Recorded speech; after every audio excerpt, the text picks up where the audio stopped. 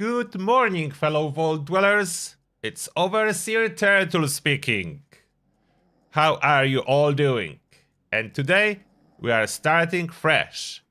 Good morning, fellow Vault Dwellers. Without anything like that, nothing that's my account, without any benefits of Atom Shop, real purchases, and the goal of this particular video is to give it a decent value to play it in the background for you as you play Fallout 76 to effortlessly soak all the important Fallout knowledge as you play. So we are still inside the Vault 76, a brand new character.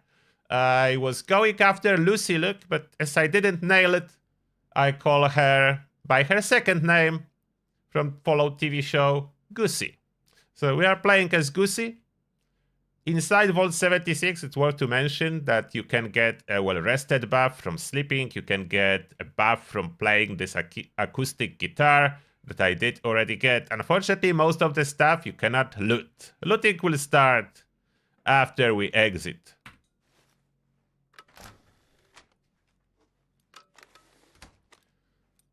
Pip-Boy, first thing we grab. And when you are inside Vault 76, that's the only opportunity you will be ever in here inside the vault. You cannot return. So if you want to have fun, explore, learn, do it now. As after you exit, you cannot unless you start a new character. So that's the only thing you can do. Everything inside here, exploration, only available early. Or when you create a new character, that's always an option. I will not be focusing on story, that's not the point today. The useful gameplay tips are the goal. And I do have, I would say, relatively high knowledge about stuff inside Fallout 76 that I will attempt to share with you. Normally you will pick up all those things, have fun with that, I don't need. I will get a package with supplies when I exit. We are going for level 20 start, as obviously I will be skipping the tutorial part. I did it many times. If you are starting for the first time, starting as level 1 is a good idea if you want to immerse yourself and naturally discover all the stories, especially the ones from before, all the updates that we received. Thank you, Alderton, for all your good words on my exit of Vault 76. So, Battle Ready Dweller, this is what we are doing today. There is a variety of options. They all have relatively bad cards. In the past, I did a fresh start out of the Vault with Auto Axe as a melee player. I will strongly recommend this option, but today I will not go again for the same thing. Today I'm taking a loadout for Specialist, mainly because the bobblehead that this loadout gives is the bobblehead small guns. Bobblehead small guns works for pistols and rifles. So I will be going for stealth, because it's fun, and full health, and stealth, and without acquiring all the mutations early on, even though it gives you a huge advantage. I was exploring this topic in the past and talking about it. If you start from acquiring all the mutations, it's stronger than starting with no mutations. But it takes about 20 minutes to get them all for free by server hopping. I have a full guide on my channel to a lot of guides. If there is a topic that you are looking for answer to, I probably have this answer on my channel. So, first, you have some starter quests. There is more quests, but the ones that pop is the new arrivals, Wayward Souls, Welcome to Neighborhood, and those are different DLCs. Those are actually not the original quest lines that you will encounter if you would play 5 years ago. So if you want to see how it was long time ago, try to follow Overseer Journey, and as well try to do the quest when you are unlocking ability to drop a nuke. I'm not doing that today. The new arrivals, it's the one that will be after. The Wayward Souls is a very good questline for new players, a starter one that gives you a lot of goodies early on. So that's really good to do. I'm focusing on new arrivals today as I want a stealth suit early. It will take a while still to unlock. The donation box, always worth checking. On this server, doesn't look like anyone dropped anything handy for me. I will not be talking with them. We are heading a little bit of different direction. I want starter ammo. I want a good supply of starter ammo. So I'm heading this way after checking the donation box. We have combat rifle and a pistol. Combat rifle it is for me now as I want ammo for it. Contextual ammo drops are the thing in Fallout 76, so you'll be getting ammo for the weapon you are holding. Make sure you are holding the weapon that you want to get ammo for. We are joining a team as well, a random team, casual, to get more experience. It would be best if I can join a high-level team. There is expedition team. I don't want to do it now, although expeditions are awesome. If you see people actively doing expedition and you can join them and those are high level, it's always beneficial for your progress and loot. So we're joining this casual team. It would be better if there would be high level players on this team, because the mutations are a big thing in Fallout. The mutations on your teammates will affect you. So high-level players are most likely to have all the mutations. Joining team is always beneficial. Even though after I join the team, my Lone Wanderer is instantly disabled. So I'm kicking that out. I have other cards luckily in here. Equipping Inspirational and Bodyguards instead. So that's important swap. Why there is even Lone Wanderer, I guess someone may choose to play solo. It's not good. Joining team, even if you will not be close to your teammates, it's preferable. The awareness is other death perk that you really don't need early on. This knowledge about enemy resistances is not helpful at that point. Concentrated fire max out would be better, but we'll be leveling up, so we'll fix that a little bit. For now, it is how it is. I just swapped the most important one. We'll encounter some very low-level ghouls in here, so that's fine. My accuracy in VATS is not the best. The head is a weak spot for most enemies. Most human-looking enemies and some creatures too. Shouldn't be too difficult to kill them, and as you can see, they are already dropping some stuff for me. Looting everything early is important. Everything early is good. Now, while we are going this way, I have a guide with this exact path for ammo farming, and that's the way you want to go to get early ammo. You can return later. Assuming you are looting everything, you can return and do that again later after server hopping. Server hopping will be required. If you, for whatever reason, choose not to loot stuff, avoid looting, then those containers will always be empty for you after you loot them for the first time. As game has such a thing as tracking your activity. There is a rule of 255. And not 255 items. How to describe it so it's easy to understand? It's the rule of 255 looting interactions. So that's what game remembers. 255 of your looting interactions. After that, it starts forgetting the oldest. So when you hop the server, the last 255 looting interactions will be remembered. And therefore, those items for you will not respawn. But whatever is older than that, farther on the list, will indeed respawn. So as you can notice, I'm going after those ammo boxes and rarely any enemies on this path. Now we are heading towards the Brotherhood base. There will be a lot of loot there too, including some early ballistic fiber scrap, which is not easy to get at all in the world. So getting it early is beneficial. Looting some of the plants on the way, always good as well. We'll be visiting some player camps as well, especially high-level player camps. That's the best thing you can do early, so we will do that. The one thing I'm after is company tea.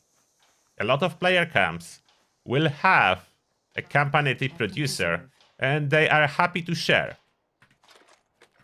Now we are in this early Brotherhood base that is mainly here so I can have loot.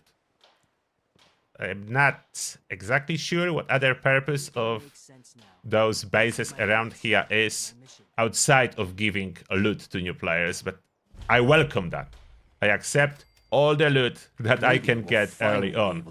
Oh, I don't want to actually lockpick that stuff. You don't need to lockpick everything. Especially early on when you don't really have too many baby pins. Every workbench you can use to scrap items. So I'm scrapping a basic scrap that I pick up and weapons I don't need. So I start unlocking ability to modify those weapons as well as scrap weights less if you break it into basic components than full things that you are picking up on the way. And looking everything is a good idea early on. Greetings, civilian. The stash space will come into a picture a little bit later. So early on you don't need to worry about that. And when it starts to be a problem, you will just toss away what you don't need. There's more than one path to knighthood, Nicole. Look how much stuff they have for new players at this Brotherhood base. A lot. So we are taking all of that. Has so much to teach us. Why didn't I It would be worse if someone will visit that just before me and loot everything, then I would get nothing. But that's an unlikely scenario. Unless after this live stream, more people will be there. And military ammo bag. This is the most precious piece of scrap you can loot early on. You will struggle with those, so get it. Those ammo bags are important. They scrap into ballistic fiber. The rare scrap. A bunch of 10mm pistols that I'm looting in here I will scrap, so I will start unlocking my ability to modify them. I will not be like speccing too much into one particular weapon early on. I will be focused on my stealth ability. Okay, we'll lockpick this one. I have 12 bobby pins. I can allow myself to lose some. I already lost one. There we go. Lockpicked. Lockpicking is not difficult. It's not Starfield, luckily. In Starfield it is difficult. Here it is rather easy.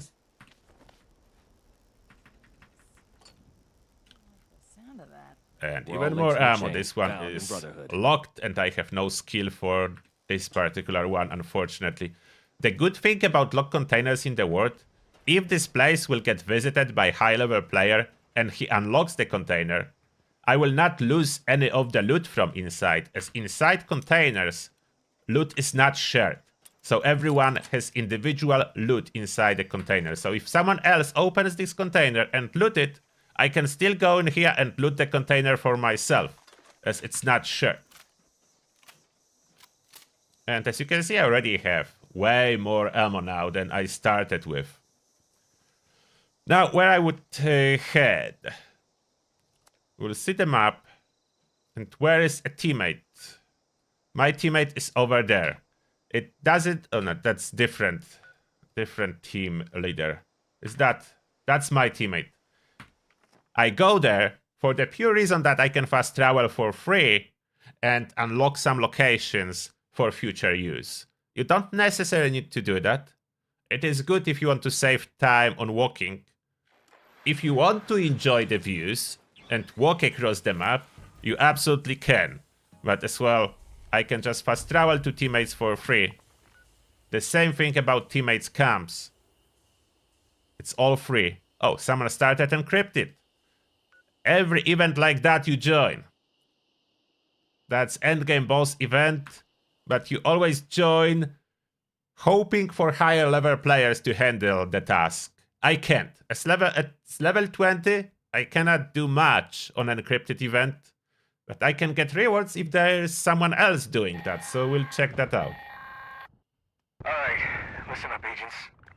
If you're hearing this, that means I left unfinished business for you.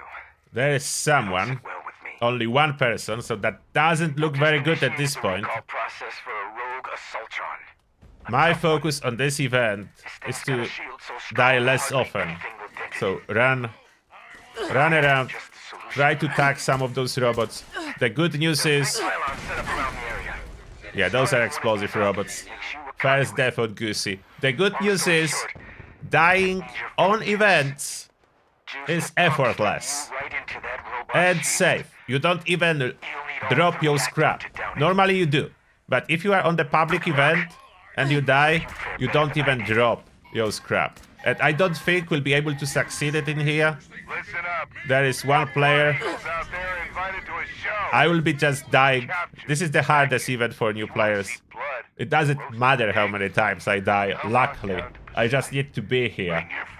And keep my fingers crossed for Snow Sulks that is trying to do something in here.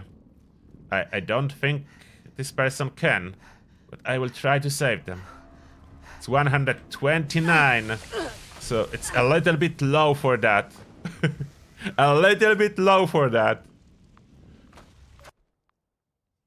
This event can be easy, but only if you have a full set of Troubleshooter's power armor. Then this event will be easy for you.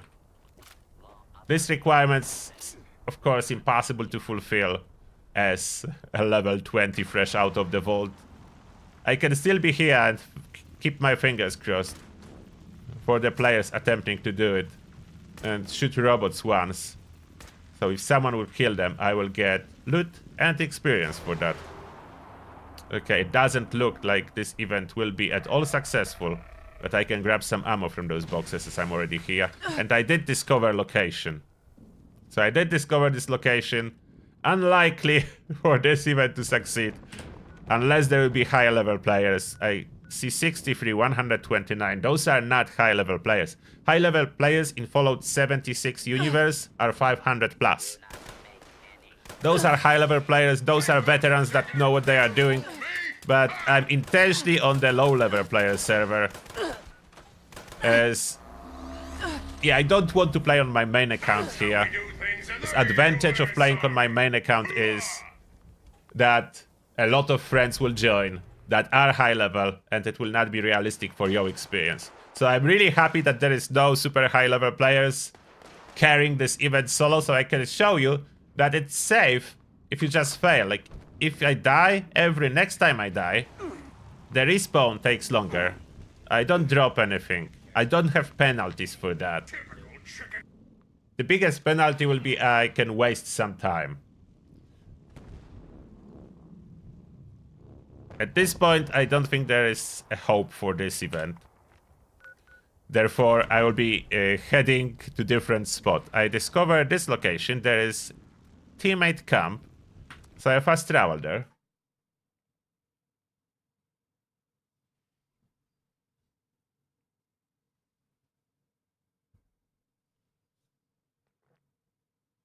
So when there is event with exclamation mark, always join. If you see it will fail, carry on your other tasks, but discover the location next to the event. Make sure, like those markers on the map that are empty on the inside, make sure that you run towards them until they fill and it says location discovered, like now Beckley. I discovered Beckley, so it's permanently on my map now and I can return. When you will get a lot of those quest pop-ups and you are annoyed by them, it's not what you are doing, click on it, click on toggle active, it will toggle it inactive if it's already active. Inactive ones are dark inside, active ones are yellow on the inside. So you can go and disable them from your map if they are distracting you. Alternatively, you can go into your data section on Pip-Boy and click on whatever is active that you don't want to and deactivate it. All the side quests you can check, all the daily quests you can uncheck if you want to, if you don't want to do them.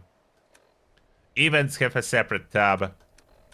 All those tabs you can manually manage. It will be filling up quickly and there will be a lot of quests over 5 years that we have followed 76. there was a lot of quests added. You have at least 20 to 40 hours doing quests alone. As because this is a multiplayer game, then most likely you need way more hours to explore. Okay, where is the camp I fast traveled to? It's over there on the hill. The struggle is I don't have a jetpack. I don't have mutations to jump way higher. I always need to find a path that I can climb and walk. Here is the camp. We're definitely going to check it out.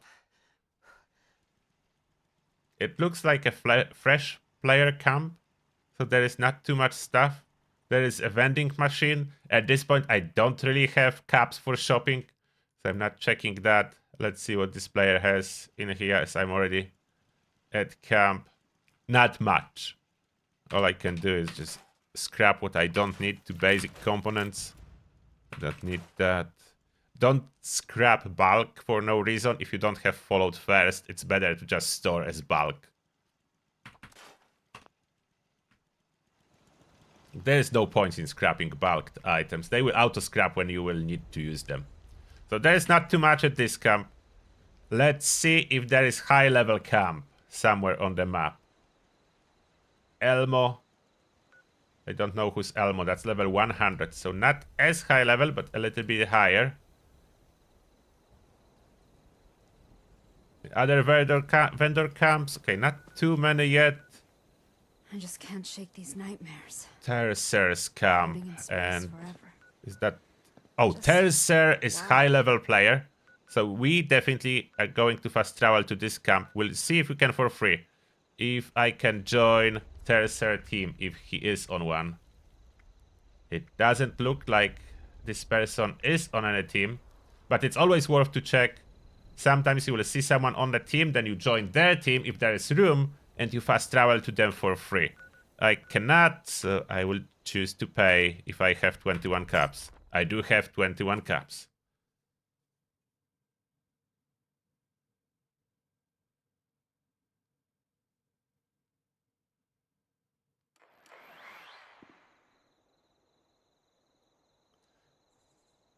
Now, let's see. Okay, this camp looks like way better equipped.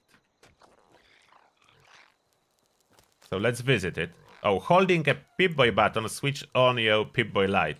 If it's dark night, you can switch on your Pip-Boy light. We have a camp. Are they sharing some of the resources? That's what interests me. They do display magazines and some bobbleheads and the weapons they acquired. Ammo converter is as well here. It's nice that you can use ammo converter from the camp that's not yours. What it does, it basically allows you to sell unwanted ammo for points and then buy ammo you want. Very handy. It's hard work making a living. And the best thing is, you don't need to learn the plans if someone else has those items. A lot of workbenches usually at player camps. The coffee machine is locked. When the name is read of the resource generating item in someone else's camp, it means that if you unlock it, it's stealing and you will acquire a bounty. If it's not locked and the name is white, then you are free to take items from inside. It will not count as stealing and you will not acquire a bounty on your head. I don't see a tea machine, unfortunately. Maybe this player do not have one.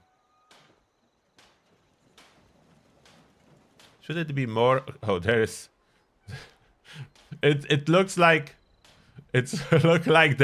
they were able to stack corn. There is a lot of camp building glitches allowing people to do crazy stuff like this corn stockpile built in here.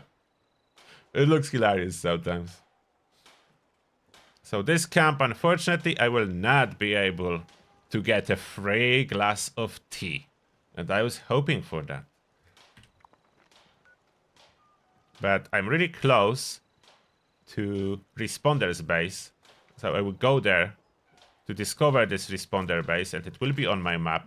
They do as well sell some useful stuff. that I can need early on. Wait, which way? This way. Be honest. There are some responders. We are going to visit them. It's a place worth visiting early as well. They do give a daily some resources. Not necessary, essential to do stuff for them, but visiting them is a good idea as well. That's only one vendor that they have in here that offers plans for weapon paints for caps. Normally this type of plans can be purchased with atoms exclusively or from the scoreboard. They do have a bunch of loot, some free caps. If you see cap stashes, always loot them. Early on, caps are not widely available. Later on they are, but early on, nope. So every time you find caps, check all the containers. I just found a plan. More free plans you unlock, the better. Other way to unlock a lot of free plans for camp is taking workshops. Workshops on the map. I didn't discover any, so I cannot show you icon yet. But there are workshops on the map. The downside of workshops, those do count as PvP zones. So claiming a workshop automatically enlists you for possible PvP as long as you are inside the workshop borders. If you want it or not, even if you have pacifist mode selected. So that's a downside of workshops. So don't be surprised. If you are claiming a workshop, you are signing up for possible unwanted PvP. And this vendor is the one that is selling those plans. I will not be able to buy them now, but look. Power connectors, weapon, loadout paints. There is gunmetal, rusted, and Voltec survival backpack paint. Voltec weapon loadout paints. This is unique to this particular vendor. From the weapons they are selling, I would not recommend really buying any of that. There is simply no point. Unless you want to scrap them to unlock slowly mods. But still, the prices of weapons are way too high to justify spending your hard-earned caps on those. Ammo, the same story. Don't purchase ammo from vendors. Way too expensive. You can get it for free. I show you already how much ammo I was able to acquire just by walking out of the vault. And there is more places that you can use for ammo farming. Therefore, no, I would not recommend buying that from vendors. Regular vendors, not for your ammo needs. They are way better. And they have stash boxes. Stash boxes are almost everywhere around Appalachia. All the train stations and more. You can build one in your camp, but at this moment we use that one. We can store all our junk with one button press. On the bottom you can see, for me it's T, store all junk. Remove all junk. You only store that in your regular stash box if you do not have followed first. If you have followed first, use scrap box for that. And if you acquire followed first later on when you play, don't forget to take all scrap from your stash box and move it over to the scrap box. That's just important tip for weight management. That sooner or later you will need to manage your weight. It will get problematic. After some time you will be playing the game. For the new arrivals, I supposed to play Overseer Broadcast. To the people of Vault I don't 76. want the whole broadcast, This I is just the want the Overseer. quest to We tag need to itself talk, for the face next to step. face. I've missed all of you, but Looks this like I isn't just probably about a need to. reunion. If you interact with this protector, it should give you wood. I'll be Can I get wood? Sutton. Can't give me wood. Please enjoy this complimentary There it is, wood scraps 10. Not everyone knows that, but those protectrons around the Gilman lumber mill will give you wood if you interact with them. It's a cool little thing. It's not like something super important, but cool little thing. Why does everyone still squabble all the time? This quest I don't want. Untoggle it. Survive. We'll be heading over there to Overseer home. How can I accelerate my process? I can fast travel a little bit towards this camp and then we run. Fast travel, if you fast travel to something that's really Lumberjack close to you, Protectron it's relatively does cheap. not.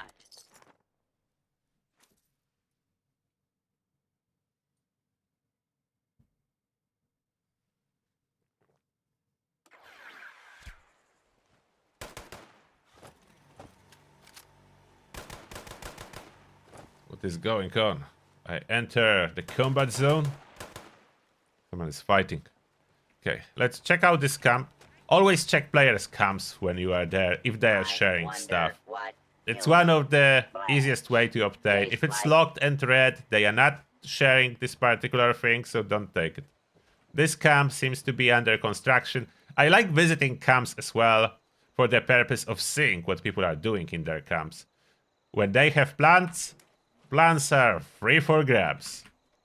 So if you can pick up some plants from their camp, you do this. And then you can build it in your own camp. When you pick up plants, a lot of them can be planted in your own camp later. This is under construction zone. So let's carry... Oh, there is more stuff. Corn is alternative solution for the tea. If you can't find tea, you can cook corn for some AP regeneration. They have a lot of plants. better I'm definitely sense. grabbing The those. bombshell. No one can stop me. Plants do not count as stealing. You will not get wanted. Nothing like that. And we can cook them really close. Just gather the water. Fortunately, gathering the water gives you rats. And my rat resistance is 0. When I acquire too much rats, I will get a mutation. Or maybe that's a good moment to... Oh, they are sharing water, purified water. It's a good moment to explain a little bit more about acquiring random mutations. There's not too many mutations that are overly bad. And even if you get a bad one, you can remove it by taking a rat away. Let me see what I will get. And after I get this mutation in here, I will not get another one on this server. So it can happen only once. And then on new server it can happen again. But not on the same one. The more rats I have, the higher the chance I will get a mutation. Will I get one? I'm not getting yet.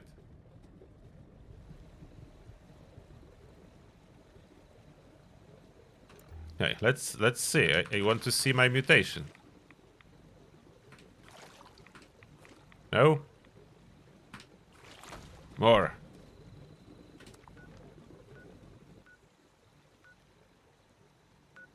Okay, unfortunately I cannot respawn here for some reason at this camp. That's not good. Okay, I did a mistake. I should discover the location next to it before dying. Now I need to respawn 4 caps. Oh, come on. I can respawn for free on a teammate, but teammate is not here.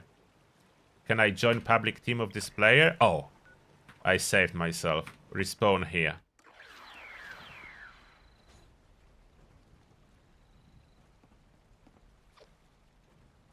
Uh-oh. I respawn in the foundation. I managed to free myself. I don't know why it's happening, but foundations sometimes try to eat you. And you cannot move. I only have my wood scrap, so that's not too much. Let me discover a location next to it. So I don't encounter this problem, as I can only respawn on known locations. I cannot respawn on player camps that are not in my team. Can always respawn on a teammate. So that was my backup operation in here. Okay, Slocum's Joe discovered. I really want to show you about this mutation, and I'm struggling to get one. Let me drink this dirty water to see if I can get a mutation. There it is. And I did get electrically charged. That's a chance to shock melee attackers. It's not good, not bad. It's quite, I would say, quite neutral mutation. It shock yourself a little bit for a tiny bit of damage I will be taking whenever it triggers.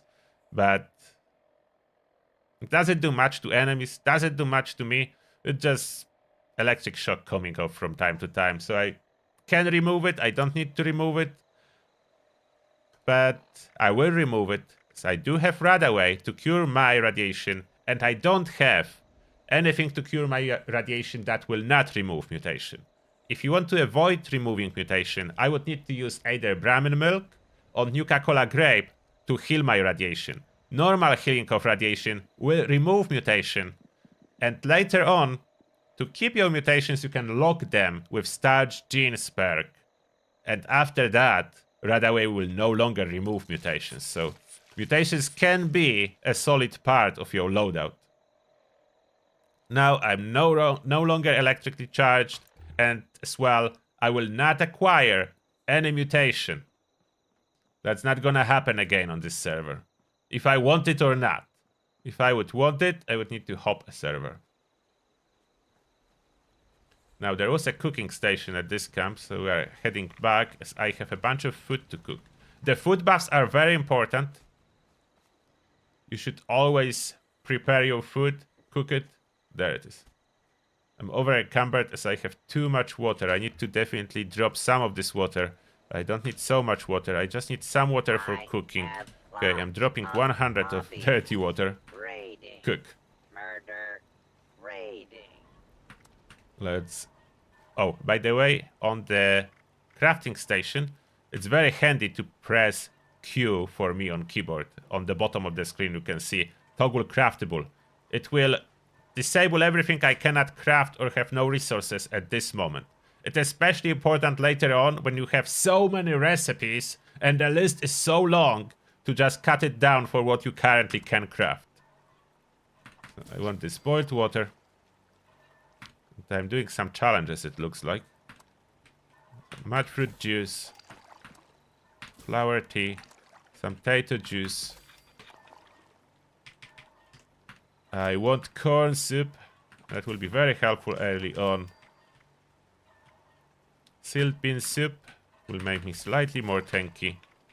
That's all I want. Oh wait, potato juice. Okay, I will cook all those potatoes remaining. There we go.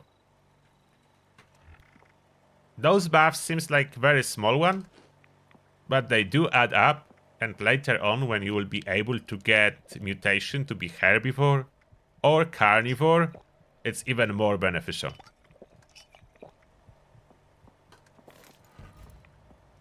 A bonus, it's healing me without wasting stimpaks. So I can use this food at reduced amount of my inventory. That's normally getting way too big, way too fast. So I used food for healing. I accidentally did a challenge without even planning to. And now we need to talk with Overseer. I will try to do a lot of things while I'm doing the quest line, rather than go out of my way and farm to improve my character. I will try to do it on the way. When I will level up, I will focus on improving my agility the most, as agility has the biggest impact on stealth. I'm not able to effectively sneak at this point just yet, because I need... Oh, there's a super mutant. Injured super mutant defeated. That's a random encounter. Sometimes you see odd stuff happening. Fallout is nice about it. There are random encounters. A lot of surprises awaits you when you just run across the map.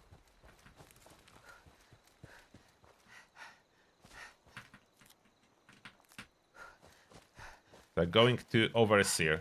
About my stealth, I need silent weapons to really be able to sneak and utilize stealth to do more damage. Not only avoid taking damage, but as well do more damage. So I don't really have this option yet, but I will. After getting my stealth suit from the questline, that will be a major point towards being able to sneak around. That's the biggest thing you can do, getting the stealth suit.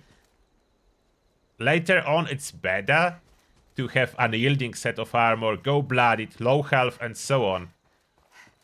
But I did that so many times that today I'm doing what is actually harder to do, which is going full health. Full health in Fallout 76, so being healthy and not almost ghoulified by radiation is tougher. Mainly, again, because of mutations in Fallout 76. Those mutations not only make you faster, stronger, but as well make you do more damage when you are low on health.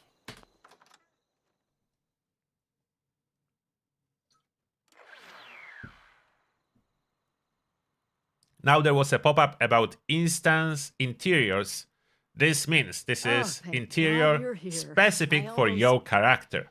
It's not It's shared, so no one good to else see can you. invade it and take your Let's stuff, talk anything like downstairs. that. They can Cozy only as this place enter is, if you are there's in, if someone you are a I'd like team you to leader. meet. If, like, at this moment I'm We not a really team went leader overboard with and I this enter place. this instance, Feel no one free can to look join me here. around. That's specific per player. The reason for that, of course, is that they gave us ability to do some choices during the questlines. And of course, you cannot force every player to make exactly the same choice everywhere as you progress through the story. Therefore, instance interiors that are different for every player, are necessary. It was not like that 5 years ago when Fallout was released. That was added with Wastelanders questline first time. Let me introduce you to Davenport. He's been helping me with some And as you can reconnaissance. notice, I'm constantly Keeping looting. an eye on It will pay off Appalachia. later when I will need to so craft, good to meet modify you. my weapons. If you The don't do Elvis that, here has been so excited when to you see get a good everyone weapon again. and Once you've you acquainted unlock yourself with our modifications, new arrivals, I you may have encounter some a problem field that you work cannot for modify it when I couldn't have there pulled is this no place scrap off needed. without him. Let's talk. almost everything you pick up is intended to be scrapped. It's good to see. You didn't. There's a hurry.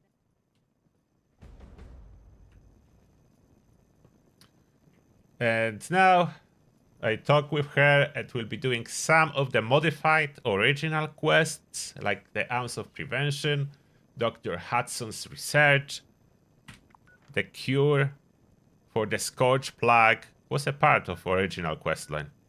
And now there is someone who's not on the team. Nope. A lot of people play without a team. That's not good for you. There are benefits from playing on the team. Even if there is no high-level players with you. If there are, even better. Oh, I'm actually on Expedition team, but they are not doing Expedition.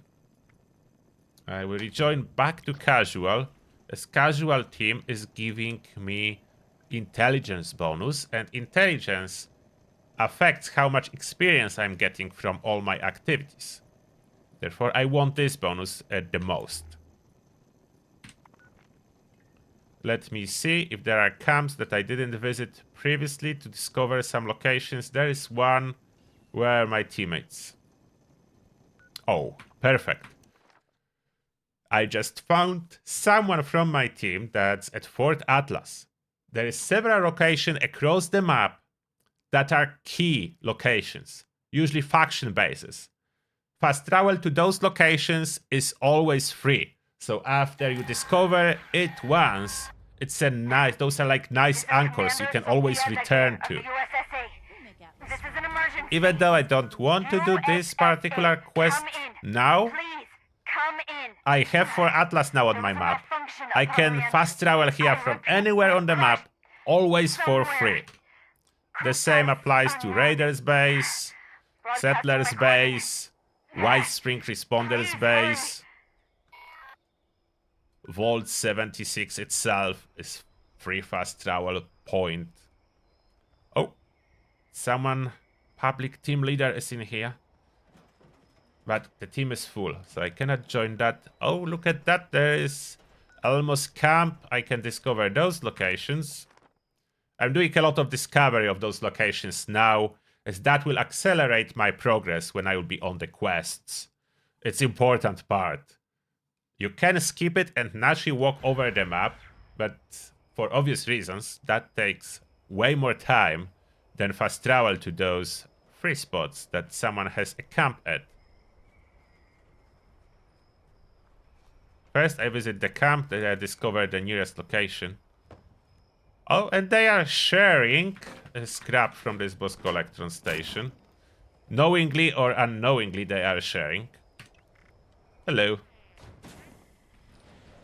Everything that's not locked, I can take. Let's see if they're sharing the tea. That would be the biggest for me, as I can sprint more if I get a tea. Do they have a free tea for visitors? Free tea for visitors?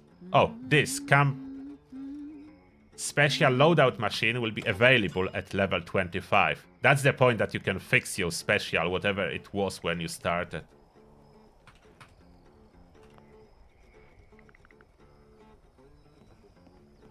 I don't know if they have a tea machine. I don't see. Maybe they do not. They do have... Oh, they're selling all rice. That's a unique melee weapon that you cannot acquire anymore. That's a drop from a quest. It's like a collectible, I would say. As it's weightless, so it's not so heavy, you can keep it. And it's unique. This weapon cannot be crafted, cannot be obtained otherwise. It's a very unique weapon. It's a weird one, but yeah, collectible. A lot of stuff being sold. And final word, another weapon that you get only once. The Beckett is dropping that. His questline is dropping final word. For some reason, this person do not like those quest rewards, do not want to collect them. Personally, I myself like to collect that. Garb of Mysteries. Another collectible. Okay, they don't like to collect. What I would say, oh, one about Garb of Mysteries remind me about one very important note. When you do a quest, Mistress of Mysteries, you will get a mask that you then upgrade. One thing you cannot do, don't get rid of this mask. It cannot be obtained anymore after you get rid of it. Therefore, you will lose access to Mistress of Mysteries base. I did this mistake on my main in the past when you were still able to acquire a copy. I did not realize they will later on remove that ability. I got rid of my mask and I was cut off from the base. So if you do Mistress of Mystery, keep the stuff. As you cannot, for most part, get it back. Some of it you can trade with people and recover this way. The mask, face mask, cannot. You cannot recover a face mask. I'll bet I could write a whole story about you without you saying a word. There is an alley.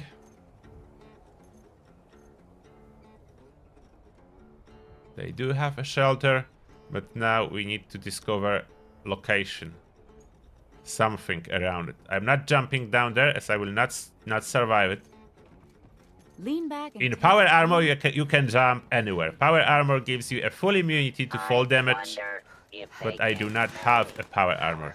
So I will discover this location around here. From eviction notice event.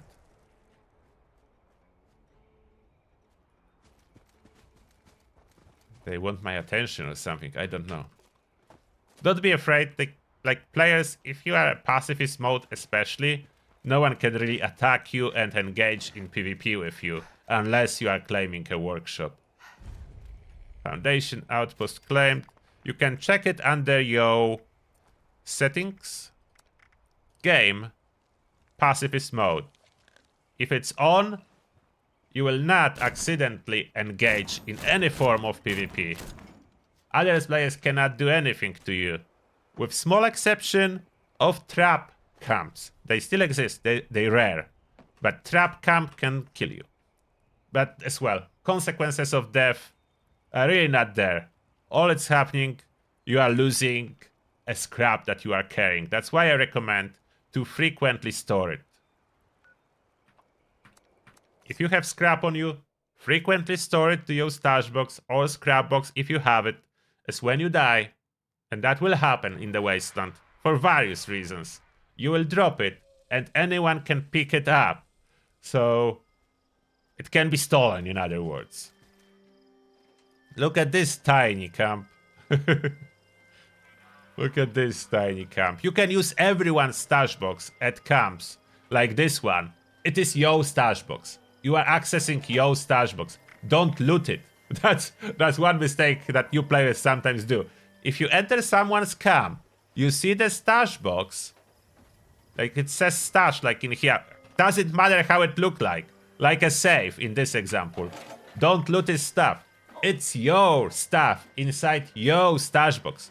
Every stash box, everywhere in the world, in player camps, in neutral spots, around events, around train stations, it's just access point to your stash that is £1,200, and it can be only one. It's only one.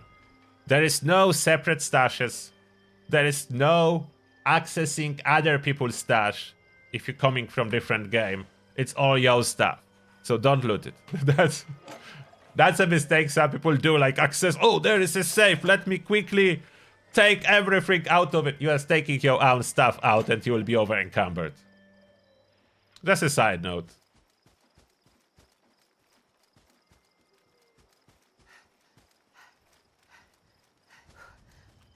Now I discover this location. Even though I'm in the high level area now, you may notice that enemies are not really so high level. That's because one wasteland bring a little bit of help for newer players, and enemies, even in high level areas, scale down. They don't always scale down up to your level. Sometimes they will be still higher, but they do scale down, so they are easier than they will be when you will be higher level.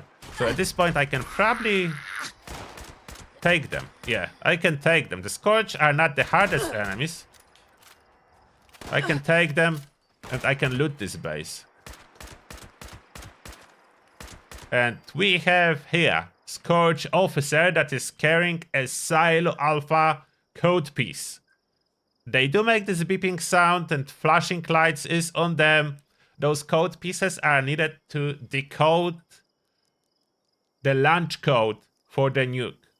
But in reality, unless you want to do it for roleplay purposes, if you just go to a website called NukaCrypt, nukacrypt.com if I'm not mistaken, up-to-date codes are there. So you don't need to decipher them. You don't need to pick up those code pieces. You can just go there and get the code for free. And now on the military base, look at that. It says military grade duct tape. Military grade scrap junk is better than regular one. Regular duct tape will give me adhesive. Military grade will give me adhesive and ballistic fiber. So it's much better. So military bases are usually a good bases to loot. There is better stuff than in regular bases. Another military grade. I did, I think, looted Stealth Boy and accidentally fixed this surface to air missile. That was not my intention. I wasted some resources, but that's okay. Always gather wood. That's one thing you will always need. Always gather wood. About the corpses, like I killed so many Scourge. Area looting is your savior. Press R for me for nearby corpses looting. I can see all inventory, and because I'm new in here, I still need a lot of stuff. I just press R again, so that's take all. And confirm. Endgame players does not always do that, as they tend to have way too much stuff on hands already. But early on, you just loot everything, everywhere, all the time. And free recipe for me. We do want a free recipe. You cannot go bad with free stuff. That's the main rule of the wasteland. Something is free, you cannot go bad with it. You want free stuff. Okay, so this location discovered.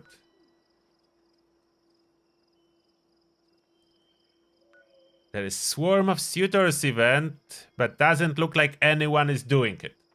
If you are low level and there is no one, like no dot at event, usually no point in doing it, with exception of getting there for the first time to discover location.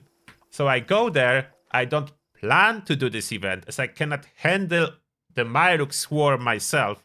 I know that. You may not know that and you may try and fail, but that's a part of learning. It's okay to fail.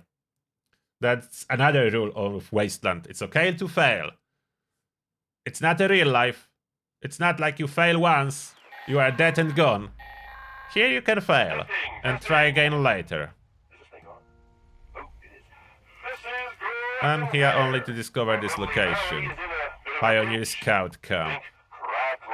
And check this quest that I just got. Take a look on the map. The teammates' icons are yellow, so that I know I can fast travel for free. I'm going for another teammate for another location.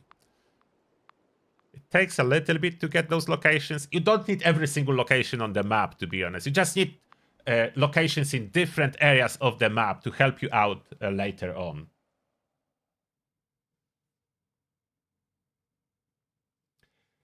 About the gold scrap, we have two types of gold in Fallout 76 at this moment. There is gold bullion and there is gold scrap. Two different things. Gold bullion is a valuable currency that will show under your collections tab. I have none of gold bullion. Gold scrap is used for crafting, and it's totally unrelated, even though they both have gold in name. I discovered this location as my teammate moved when I was fast traveling to my teammate, and now I try to go back and I get there. Okay, something is not working very well as I supposed to be next to teammate when I fast travel at them. I end up in different side of the map. I don't actually know why did that happen. But I will do this investigation other day.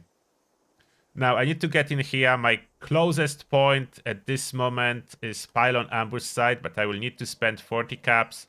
That's way too much for me. I'm very poor.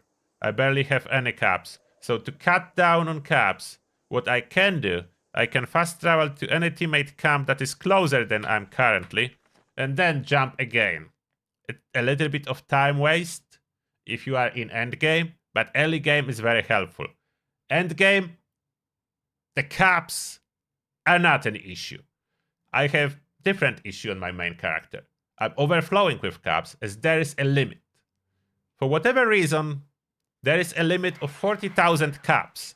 If you reach 40,000 caps, whatever caps you acquire after that point will just be lost. They will not go into your inventory. They will be lost. It's a limit. 40,000 caps. All currencies have a limit. Gold bullion, it's 10,000. The script from scrapping legendary items on train stations, the limit on that is 6,000. What else did I miss? Currencies. Stamps, it's 5,000. Perk coins, oh, this one, I don't know if there is a limit. Overseas tickets do not exist. That old currency from Nuclear Winter mode, the PvP mode, that no longer exists.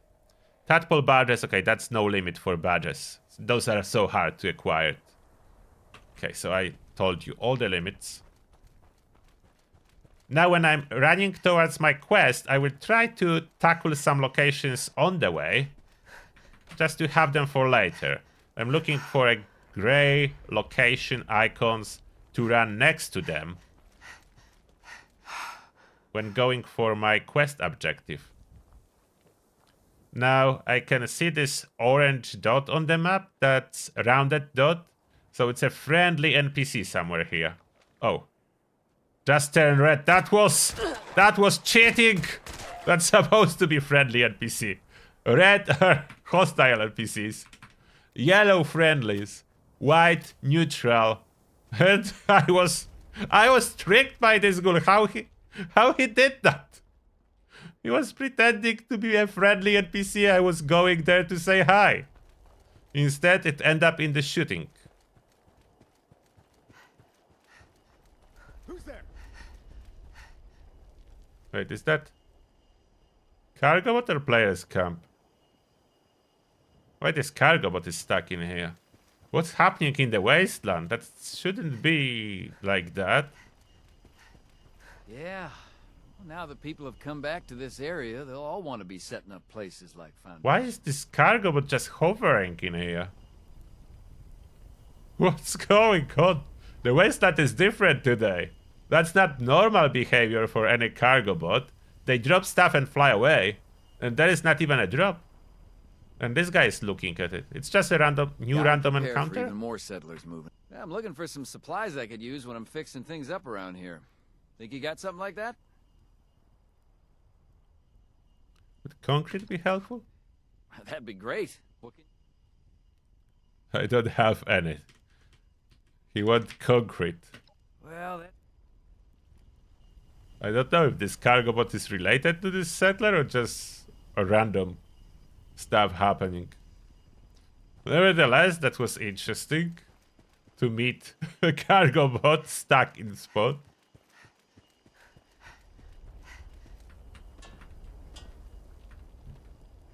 I continue my task of looting everything. It takes several days before you fill up all necessary scrap. After a longer session of looting, you will see what you have too much and what you have not enough, and then you can get rid of scrap items that are not necessary for you. And here we are at Merma place. That's very important place, especially for later on.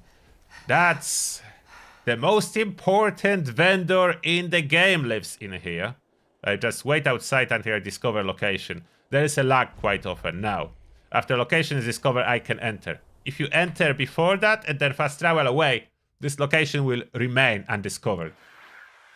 So when visiting locations, always wait for a pop-up that location is discovered before you carry on. That's Merma. I don't currently have any script. She's trading with script, but she's selling legendary modules and vault steel scrap. The legendary modules are the important part. She is as well selling random legendary weapons, armor of all kinds. You don't want to buy it. You want to stockpile on legendary modules from her wherever you are close to full on your legendary script, close to limit. You buy those modules, you then use them to craft legendary items for yourself. Try to save them after you have items level 45 or 50. This is max level for items in Fallout 76. You can craft legendaries before that, but it's not recommended. And I just got 3 caps. That's from event completing a quest. Additional benefit of being on a team. Events completing their quests will not only give you caps, but as well a little bit of experience. Experience do not pop up, but I'm getting a little bit of experience and portion of caps. They're not losing anything, by the way, by sharing. It's just bonus caps that I'm getting from them. Oh, and as I'm here, I will cook some brain fungus later. Almost every plant that you can pick up can be cooked and eaten. That's important to know. That's the exchange machine. This is the place I would chuck unwanted legendary items in and get script in exchange. There is daily limit for that. You should try to max it out every day outside of your first week, as it's less likely that you will be able to farm a lot of legendaries very early in the game.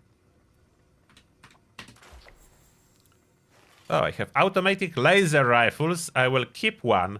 When you want to keep one, look at condition. Keep the one with better condition. Scrap the worst one. As early on, you don't really want to waste resources or repair kits on repairing your items. It's easier to just replace them. Get a new one. And early gear is under-leveled anyway, so we'll get higher level gear later. I'm here for a little bit more shrooms. Brain fungus is cooked into brain fungus soup. That's a very easy buff to increase your intelligence and get slightly more experience. As you can notice, I'm going a little bit more casual today. I'm not obsessing over experience farming. I was doing that in the past when I was starting a new character, but it's more like a thing for someone who's starting a second character. Obsessing over experience with your first one, I would not recommend. Personally, would not recommend. It's not like you are on the clock and you will not be able to get experience later. So it's like there is no need to obsess with experience.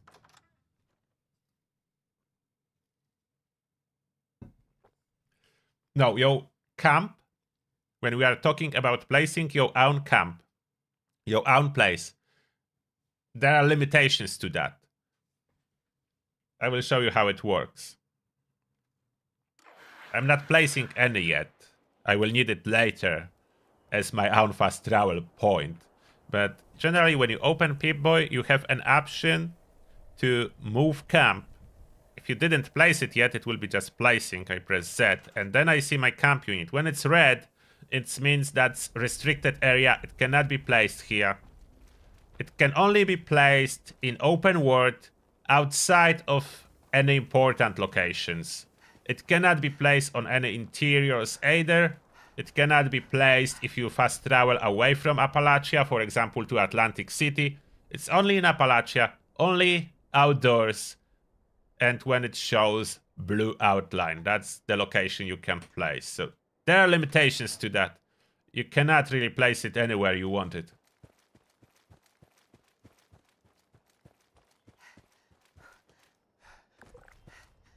About the private world, to answer your questions, it's not persistent.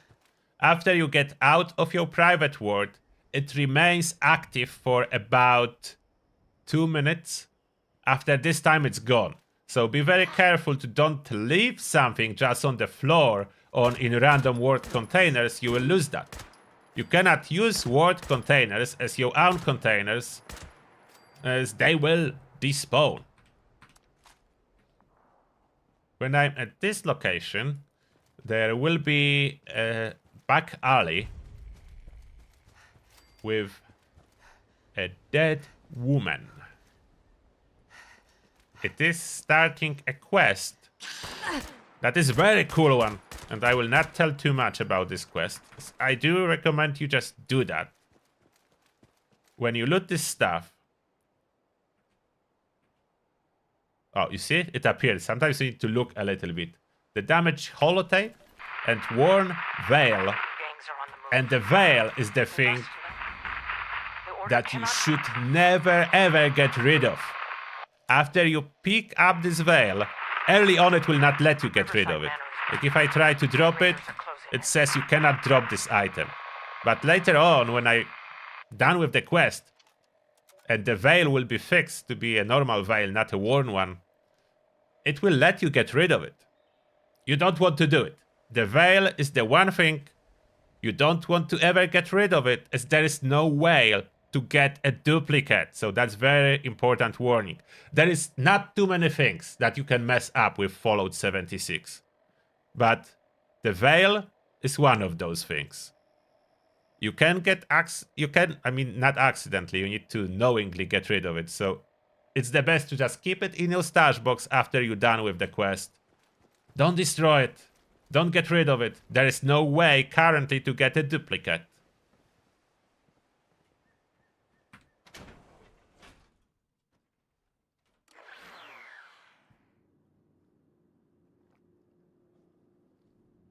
Private worlds are worth it, depend what you want to do with them.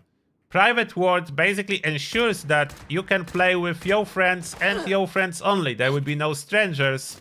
The only people from your friend list can join you there. So that's the main purpose of private worlds. Or you can be there solo to have all workshops for yourself. That's other thing you can do. Normally workshops are PvP zones.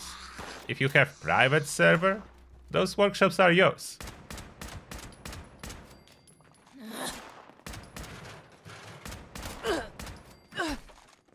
I like fighting those Scourge. At low level, the memories of good old times. We will loot a little bit here.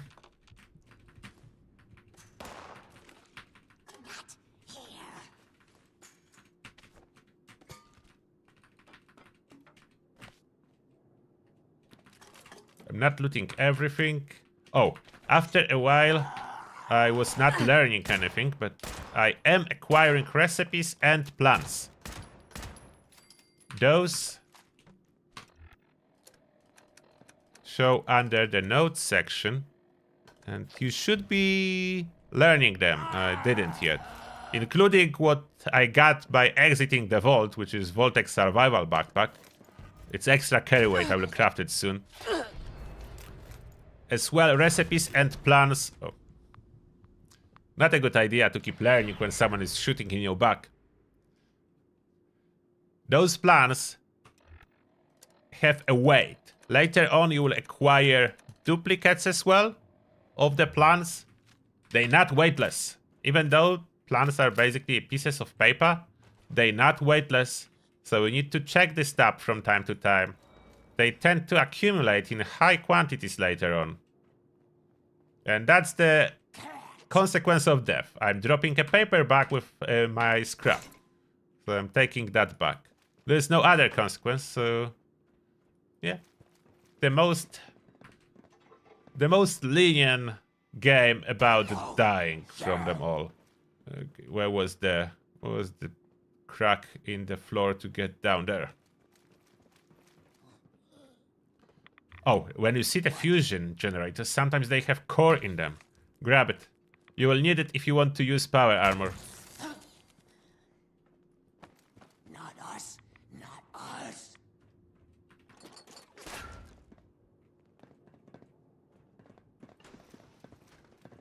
Come in here. A little bit more scourge. Any more scourge? Yeah, another one following. Oh, microscopes. Yeah, this place is good for some rare scrap.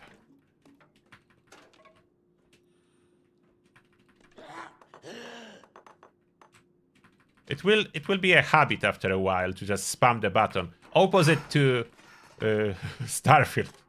Like, I was so disappointed that looting everything as Starfield was a very bad idea. When I'm already used to it from Fallout. To go and just loot away. It's almost everything is useful. I can scrap it into basic components. And I couldn't in Starfield. Okay, we have a quest objective. Exist. Now I'm a little bit over encumbered. Let me scrap everything I don't need. So I will no longer be over encumbered. The new tab is perfect, so this is stuff that I pick up. Oh, crossbow. I'm not scrapping the crossbow. There is not too many weapons that are natively silent. Crossbow is one of them, so there is no suppressor needed. It's already silent, so I can use it for sneaking. So I will keep the crossbow that I randomly found. Everything else is being scrapped, so I can unlock modifications. For crossbow, to get ammo for it, I will not be crafting it. When I will encounter some ammo boxes, or I intentionally go for ammo boxes, or I kill some enemies to get more crossbow bolts. I have one at this moment, so that's not enough. How much ammo do I have for automatic laser rifle? Not too much either. I'm good with ammunition for my combat rifle, so I keep going with that for now. Okay, again. Too many quests on my list. New arrivals. That can be checked. That only says to complete Ounce of Prevention. We are completing Ounce of Prevention, but ally quests and Into the Mystery I'm not doing now, not just yet. Miscellaneous, unchecked that too. Continue Ounce of Prevention. To exit interiors, if you are coming from Fallout 4, in Fallout 4 you need to run to exit. In Fallout 76, you don't. You can just fast travel to your location that you are in and you will be outside. You don't need to run for exit.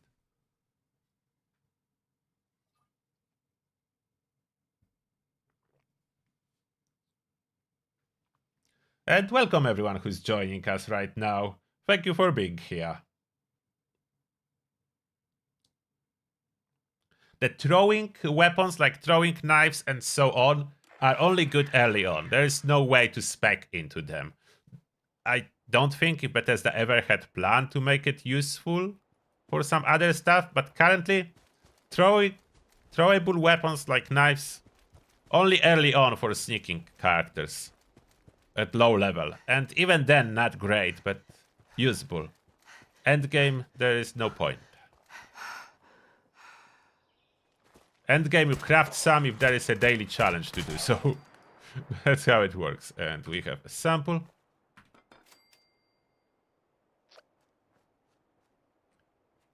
Now we need to collect a fuse. How far do I need to go for the fuse? Not too far, but I can... Oh, fast travel will not really help me in here. We'll just run.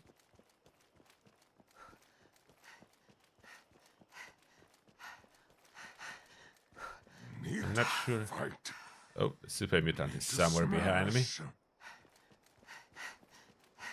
For most part, I can ignore enemies when just traveling from point A to B. Sprinting away is good enough to not die. Let me check if my food is still running. It's not, so let's reapply. Food is important, just eat often. The simple buffs usually last for 30 minutes, so you need to eat often. The pre-war food that do not stage any buff, it's only good for healing.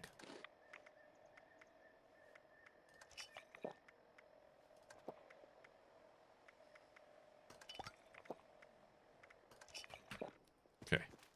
Now with the food running, I can sprint for a little bit longer before my AP drains.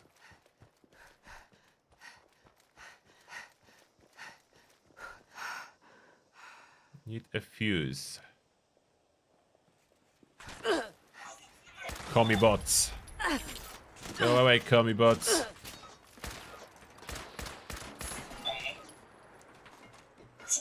My luck is so low that I was not able to even charge a single critical yet. Criticals can be used only in VATS in Fallout 76. In different games you are probably used to using a critical shots when fighting normally. In Fallout 76, critical shots are only available inside VATS.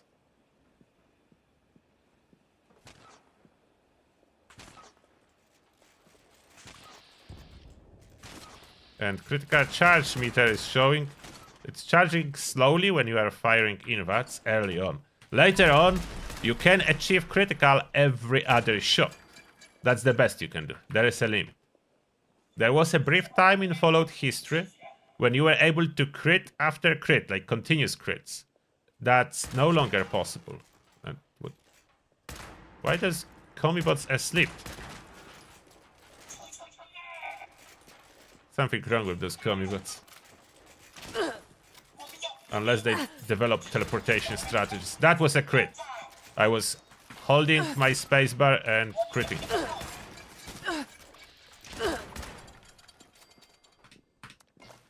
When you get to the point that your crits will be recharging very fast, you just hold the crit button. You don't need to press it every time you want to use the crit. It's enough if you hold it down when firing inside VATS. As long as you are holding it, crit will be used as soon as it charges.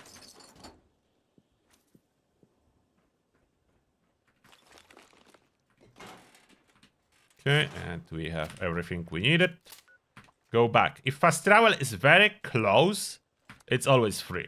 But that's only if you fast travel to location that's very close. When there is a countdown on your fast traveling, it's an indication that there is enemy nearby.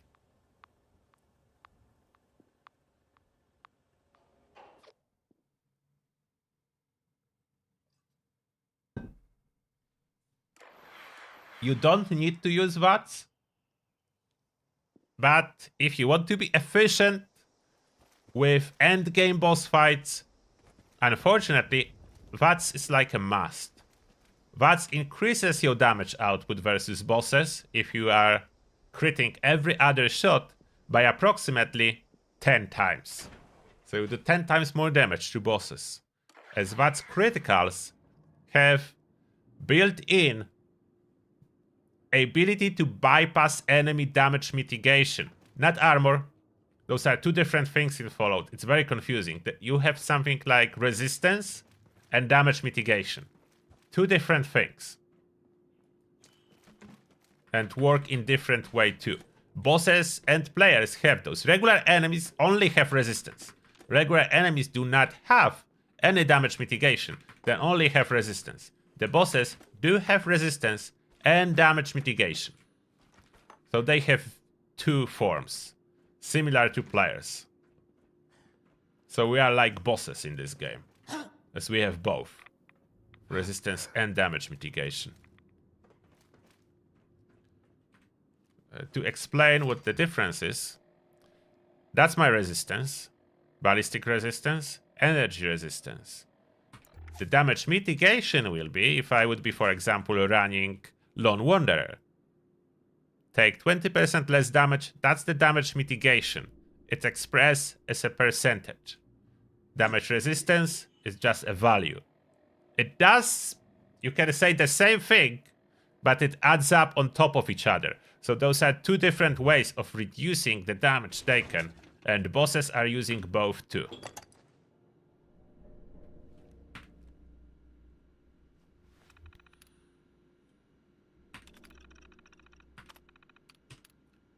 Analyze sample. And scan me.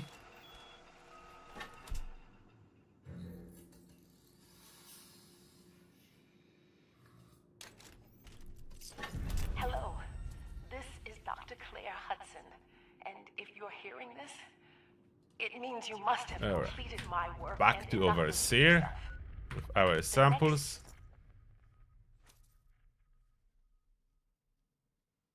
This combat rifle at level 20 is surprisingly effective. I was worried that I will struggle more with the default loadout for those perks. That is far from perfect, but that's the only way to start at level 20. I still have my bobblehead unused. The bobblehead that I got at the start, when I exit the vault as level 20. And that's the bobblehead, by the way. Small guns. Works for 1 hour, and even though the boost is not huge, that's 20%, it's quite a significant improvement early on. In the late game, this type of things like bobbleheads are basically only used by speedrunners.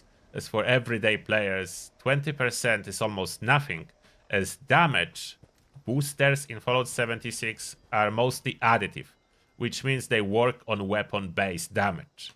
And my weapon is not boosted by anything, so my combat rifle is 28. If I would be fully spec for combat rifle with perks and everything, let's say I would be able to push this damage to 100 and then use Bobblehead. Bobblehead will still boost the base damage. So I think it's 25 or so. I have some kind of a perk, so it's probably like 25.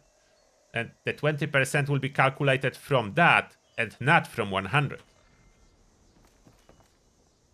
And that's instance interior again. So even though someone just ran in, I'm going into the same house, but will not meet.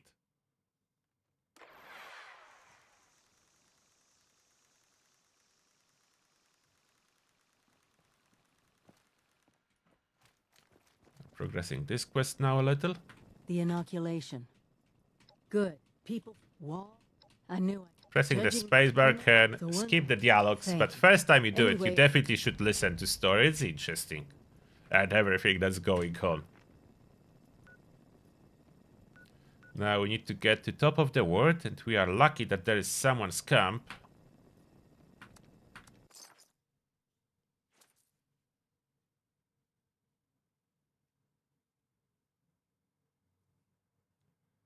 And if you don't know which loadout to choose, when you really want to start as level 20, of course. If you don't want to start from the beginning as level 1 but level 20, then you either go with the luck one, the last one, or melee one. I choose this VATS specialist in here. Okay, they have a lot of water purifiers. I grab myself some water, I don't need more. Let me check out this camp as I'm already here. Oh, and I need to tune into this radio for this quest.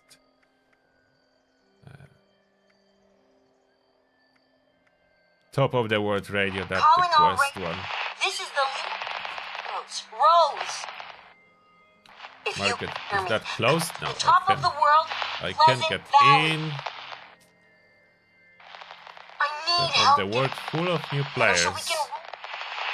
If you I'm think you look Spooky forward to candy meeting ball. you. I can take a candy. There is no candy. Calling all right. This is the Let's switch off Rose. this radio now. Was that stand there already? Do I have? Oh, I have stuff that I need to scrap. 2 tether dresses. Like tether dress, you can get a new one if you accidentally scrap. Only the mask is the important one. No tea? Oh, come on. How is it possible no one has a tea? It's really so many new players that the veterans are not even popping up on servers with the tea? Maybe that's true. I cannot find a single camp with a tea machine. Unless I'm blind, which is a possibility. That's another stash book. Let's store all my junk so I can move.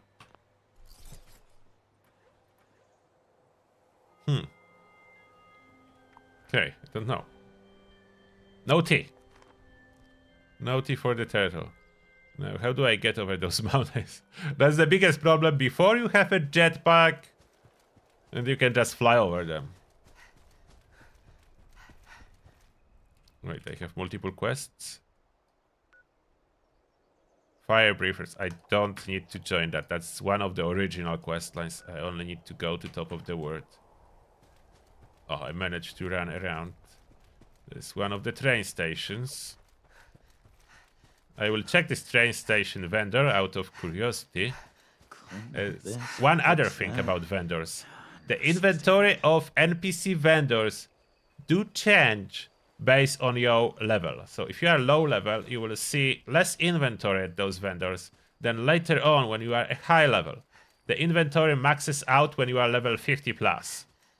So that's the point that you will see a proper inventory at NPC vendors. Before that point, before you are level 50, those vendor inventory will be very limited.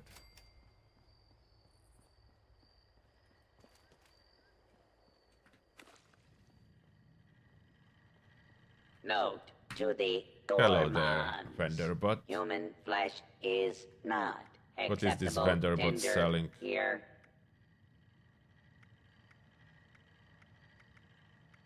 Some mods. Bulk ballistic fiber, but that's expensive.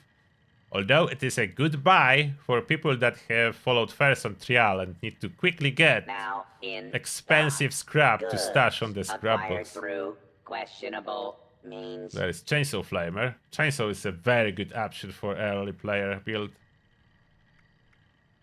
Anything for stealth and commando that those vendors would sell? I don't think so. Commando and stealth need to carry everything themselves. Vendor not responsible for How your much is safety or the safety of goods purchased. handmade? Oh, do they even sell handmade plan? No, they sell handmade scopes.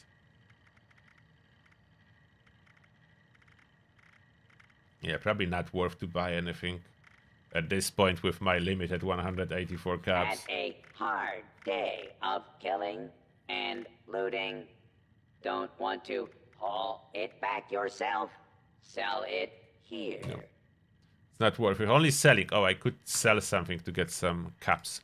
Do I have a worthless stuff? Grenades. I will have no use case out of any type of grenades. So those go, and those are heavy. Oh, the torso I pick up somewhere. Where did I pick up legendary torso? That's script in my case. Mostly It's level 20 Raider power torso. I could start completing a power armor set. That will be needed too. So maybe I will keep that for now. Just need to find a power armor frame. My party hat and glasses you can have. I don't need regular alcohols and regular food. Available in exchange for cash. And this purified water I could use for healing, but I don't think I will struggle with health, so I will get rid of it. I don't need razor grain, it will spoil soon. Sakura bits. I don't need that. That spoils so fast before you have good with salt perk. Stock up here before your next. Oh, sugar bombs. That I can use for sprinting. Okay. Oh, there is room poster to activate another quest line that I'm not doing at this moment. Reading posters on train station is activating quest lines and adding it to your Pip-Boy. So you read them, even if you don't need to do them now. It will be on your list of quests. Now you just need to uncheck them.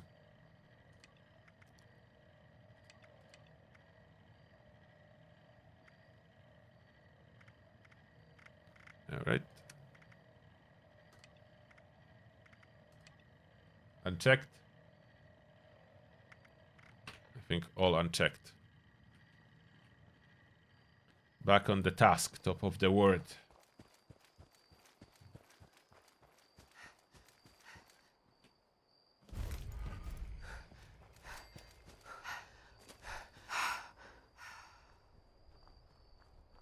Here we are. Oh, line in the sand. That's definitely event worth joining if there will be people doing it. This event at the end drops 2 fully charged fusion cores. Which is big thing for new players. We're gonna help each other out. You down with that? Fantastic. Fusion cores are needed to use power armor. And power armor is almost mandatory even for a stealth build that I'm going after. Oh, that's not my stash box, that's overseer cash, so we are looting that. Even if you are stealth, what the game... Stop talking. Okay, I need to... Wait a second. Too much talking going on. Let me mute this voice. Let me mute... Put it down in the background. But the only way she'll tell me what she knows is if I help her first. Okay. Now she wants me to find stuff for her. And only after that I will be able to get in. About the power armor. Back to this topic. There are quests, I mean events and activities where you are not allowed to sneak. When it's basically impossible to sneak. The game will make it so even if you pop 100 stealth boys and you have 1000 agility, you will still not be able to sneak. So having at least one power armor is very important. Power armor provides the best damage protection in this game due to its built-in damage mitigation that is not available for any regular armor. Regular armor only provides you with damage resistance and energy resistance and other resistances, but no damage mitigation. Power armor provides you with both, plus additional benefits. So, power armor in your inventory is almost must. You should have one, at least one set, possibly early. Regardless of what your build is, you must have this option.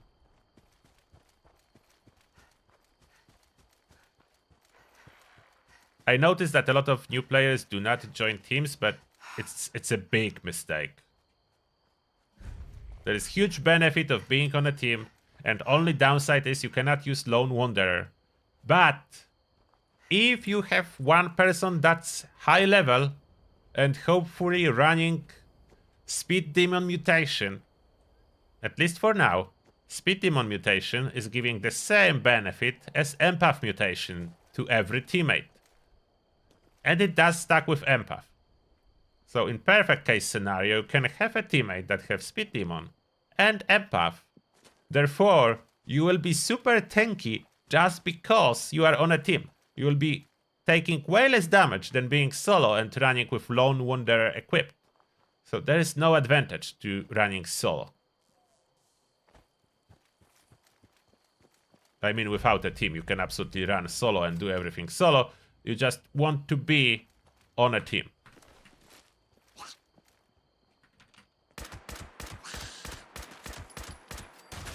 And we have a little bit tougher Scourge. I think I leveled up and didn't even spend this level up yet. Oh, Nuka-Cola, my favorite drinks of the wasteland. Get the schematics.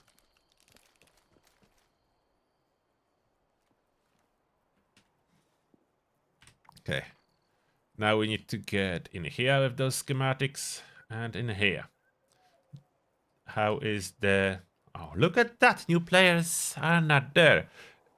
Not the event that I can do solo. Basically, the rule is more to the right at bottom corner the event is located, the tougher it is to do. More to the left and up, the easier it is to do. That just regular rule of thumb for difficulty of events that pop up on your map. Okay, not too many fast travel spots to help me out, so I need to get to the plane from Overseer's home. Oh, Honey Beast. That's a tougher enemy.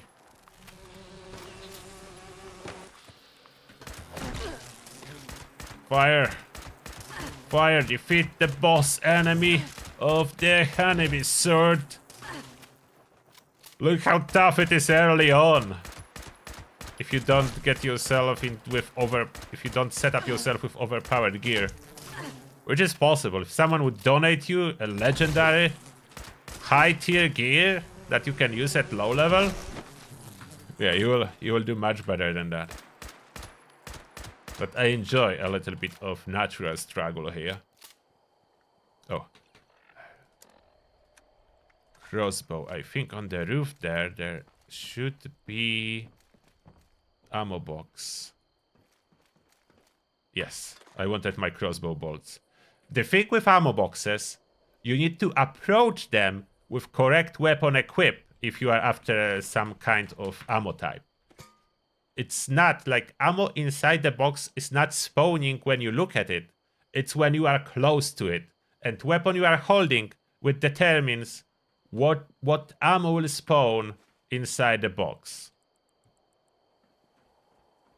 And I wanted some of those crossbow bolts for later sneaking attempts. Alright. Overseer's home.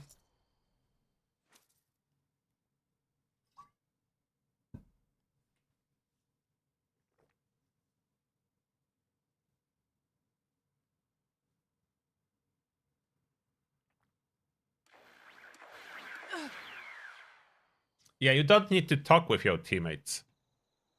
I have my voice chat disabled. You don't need to talk, communicate with your teammates. Plus, the casual team is basically made for just doing your own thing while taking benefits of being on a team. That's like intention of that. Let me see, can I successfully sneak with this crossbow?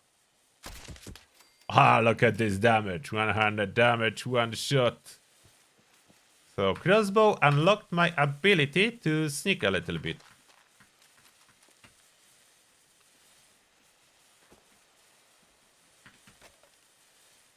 And without me going out of my way to do anything special to unlock a suppressor, to equip them on other weapons, I hope I will be able to naturally unlock this stuff. Okay, aim and fire. There we go, one shooting Scourge now. It's a little bit easier, I think, to aim with crossbow if I will go into the third person perspective to see my goosey character. And the beauty of the crossbow, I'm getting way more ammo from dead enemies than I'm using to kill them. Do they see me? No? Ha. Goosey silently moving around with a crossbow.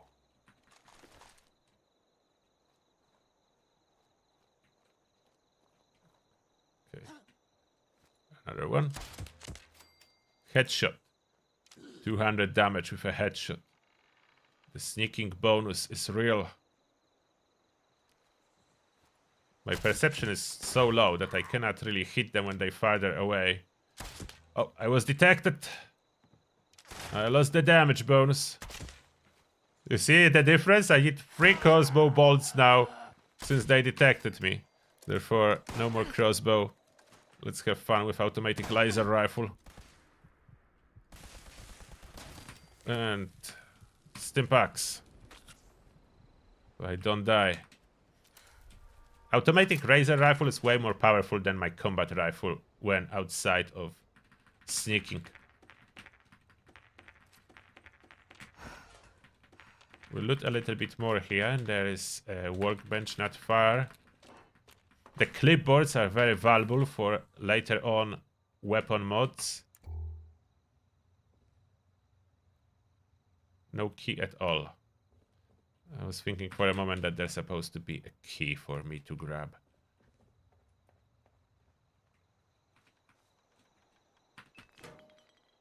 Hopefully I'll be able to find some more ammo boxes, as I don't really have any fusion cells.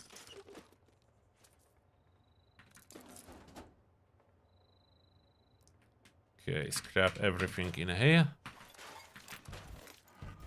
I have a lot of mods for 10mm at that point. Grenade launcher. No, I will not be using that. Duplicate short combat rifle. I'll scrap it to unlock mods. The stock only. What I want the most is suppressor for my weapons. I don't need that for now.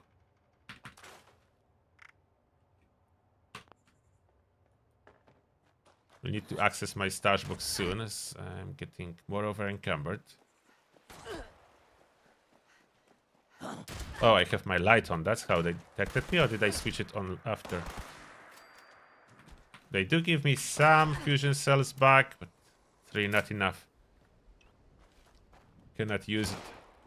Back to combat rifle. Now we need to climb over there to super mutants. Oh, Raider Punk encounter in the wild. Raider Punk can be your camp ally if you talk with him.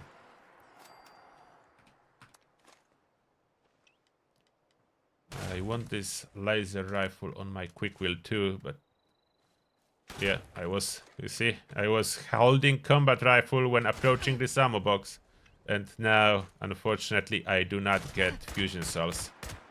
We'll get them later. Hello there, Raider Punk. Would you like to be my ally? Look, I got a. Oh, I can definitely.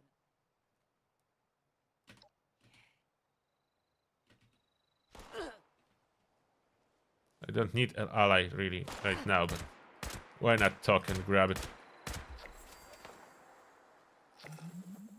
Wait, let's go.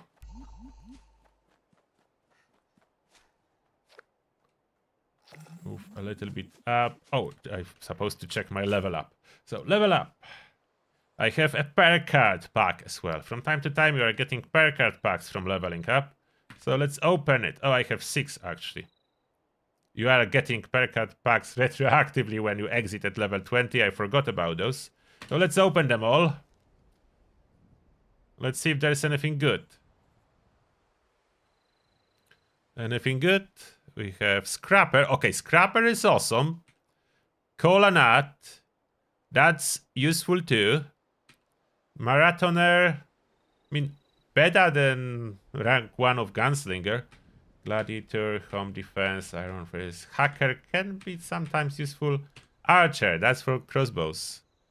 Definitely better than my awareness that I have now. Inspirational, I finally can upgrade to get more green tam. That's helpful. Traveling Pharmacy, I have maxed out. Hard Bargain, that's useful to have maxed out 1 card of those. Occasional vending. Happy-go-lucky. I could utilize that. If I upgrade Cola Nut, Happy-go-lucky, and then Party Boy, I can use Nuka-Cola Dark. That is not too hard to obtain to boost my luck like crazy and get a lot of criticals when I need to fight something really tough. So I probably will go for that at some point. Now, what do I want to improve? I would like to improve my agility to be able to sneak soon. From the agility perks, I really like to run one rank of Born Survival that prevents accidental deaths. Mid-combat, you don't always focus on your health bar. So, Born Survival, very handy. And I put Marathoner. I want Through Hiker or Marathoner. Okay, Through Hiker, better. Carry weight. Boosting carry weight is important. Action gear, it's not something I really want for longer. But first I need to put my hands on some tea supply. And I currently do not have any tea supply. So I need to go with that. First aid, I will keep. That's handy in combat. Scrapper, I can equip occasionally. I do want to upgrade that. So inspirational max out. It's so bad that Bethesda is giving you bodyguard rank 2. As rank 1 is where the efficiency is. But as I don't have it, I will put hard bargain. Rejuvenated is very weak, so I switch that to Cola Nut. I will be able to use Cola for healing. Then finally, we get rid of Awareness. It's useless perk. We put Green Thumb and Archer. And that's early management done.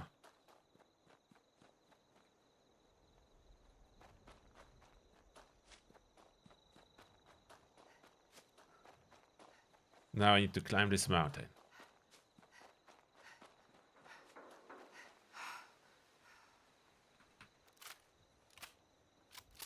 So far so good. I didn't encounter any problem that I cannot handle. Can I sneak on them? Oh, I didn't equip my crossbow. Quick wheel is important. Oh, how did I miss that? I'm terrible. Terrible shot. Okay, Super Mutant is tough. Without hitting the head, I cannot one-shot it. Can I hit the head? Don't move, Super Mutant. There we go! I did a headshot. Took way too long to aim for me, but did it. Oh, the doggo is tough. No, doggo! Don't do that to me! Now I'm detected, so I can just sprint. Switch back to my combat rifle. The advantage of not leveling up very fast. There is one advantage of not leveling up very fast. Your gear is not going to be outdated so fast, as enemies unfortunately do level up with you. So enemies are getting harder. If you go into fast leveling up process, it's good to go for a very powerful build that you can easily upgrade. For example, getting your auto axe from Atom Shop and going with melee approach. That's the approach that will work if you want to level up very fast. Auto axe is just so powerful.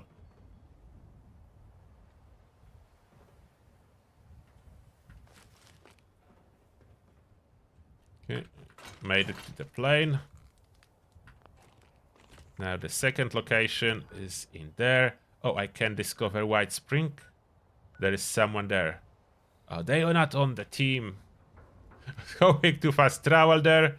They're not on the team. So I cannot discover White Spring this way. I will discover that later. Let me check where are my teammates. What other teams are available. Let's see where are teammates from this team. Oh, there's someone's Williams camp up there. I didn't discover anything. Let me check if I can put my hands on the T at Williams camp. Unfortunately, most people do not have a T machine.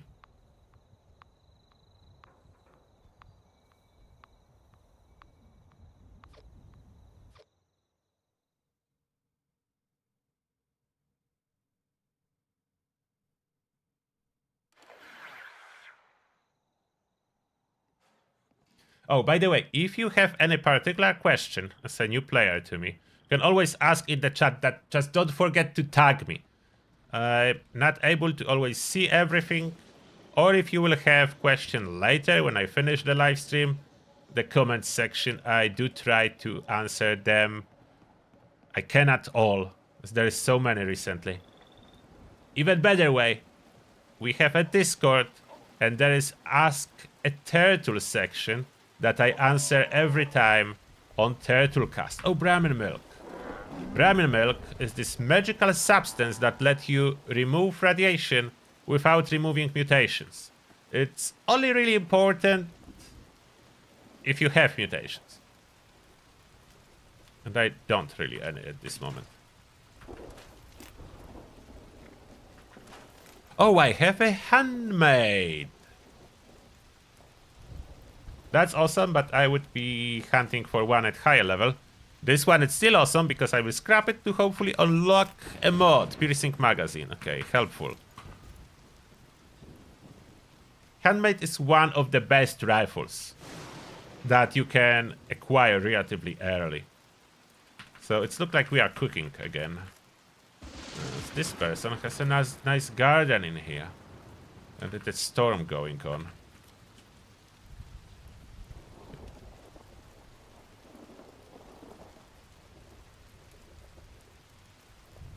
Where is the cooking station? There.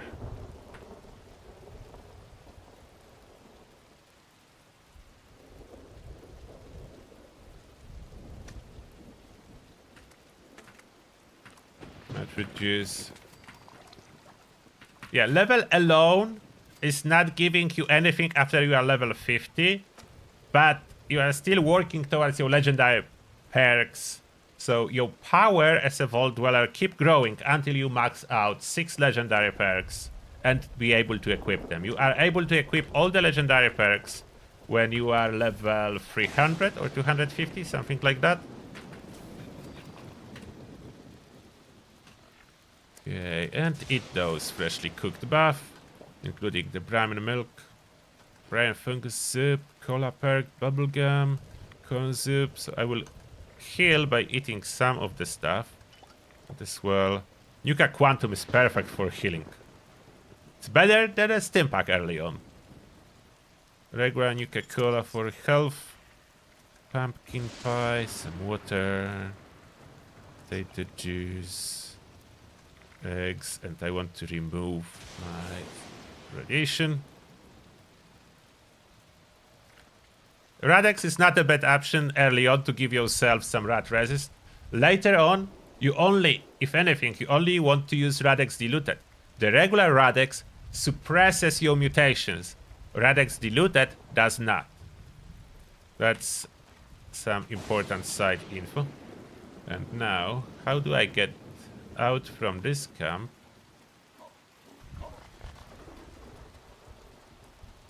Up there on the hill. I don't know. This way? Nope. This way? I need to discover a location that's nearby.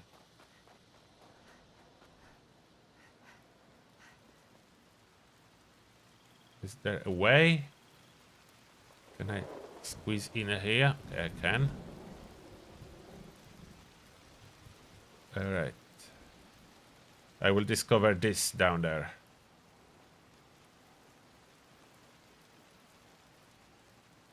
Don't die, please. Goosey, don't die, Goosey. Be a good girl. Oh, and you died. What did I tell you? What did I tell you, Goosey? And I forgot to store my scrap. How do I get back in there now? Luckily, you can respawn our teammates' camps.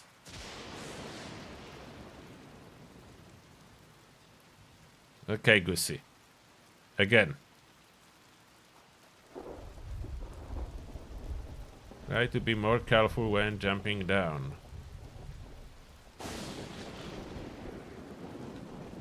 Right. There is a rock. Rock, rock, rock. Slide gently, please, Goosey. Okay. Gently. Did it.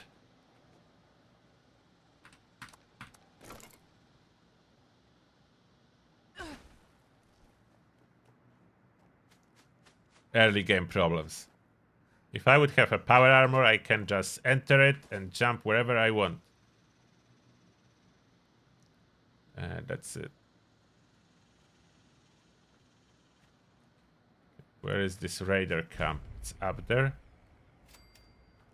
It's up there. Oh, never mind. I will stumble across some power armor at some point without intentionally hunting after it.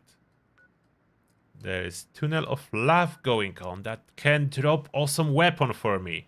And it's in the area that I should be able to, if necessary, complete. Let's go there. Tunnel of Love.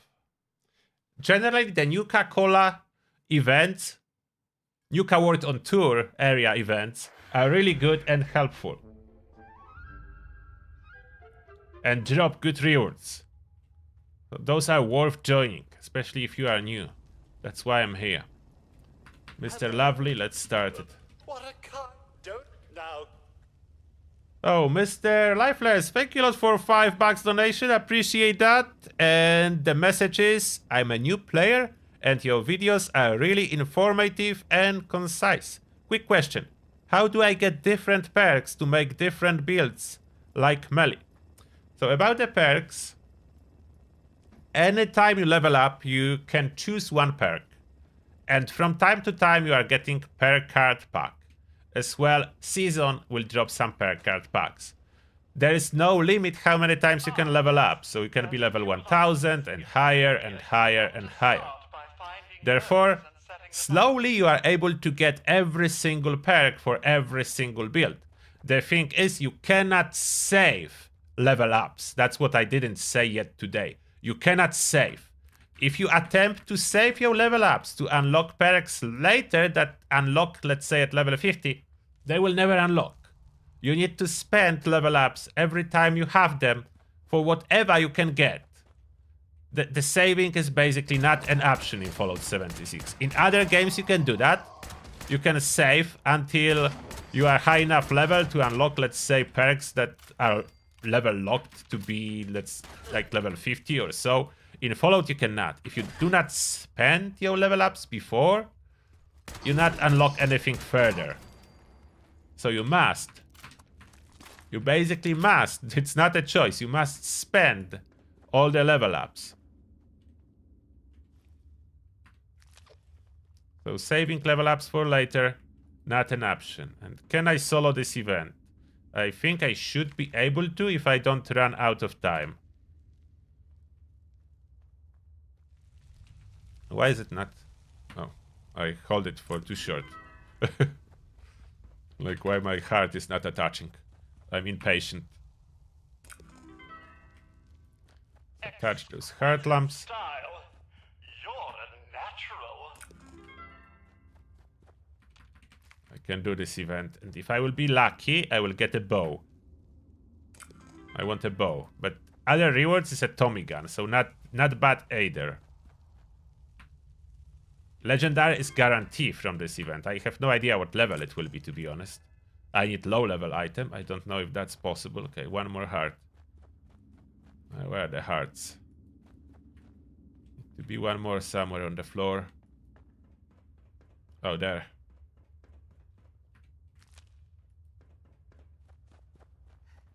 Oh, there's someone else on the event. Awesome. 2 people already easier. Normally, this type of event that is dropping a good loot will have high frequency of players attending. I bet this is different as this server is like full of new players, busy completing their main quests, so they are not sidetracking to do the events, even though those events are really good ones.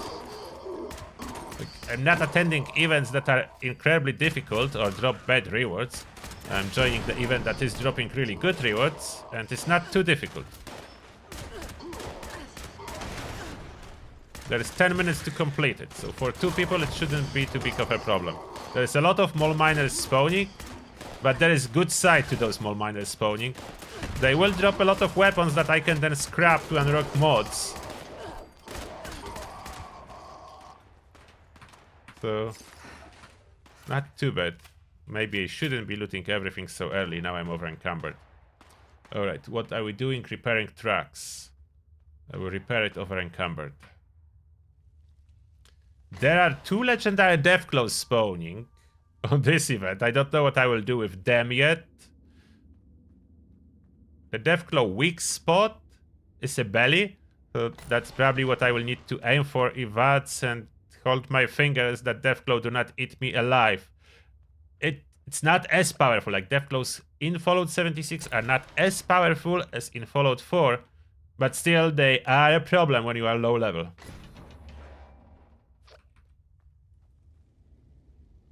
Deathclaws are not joking.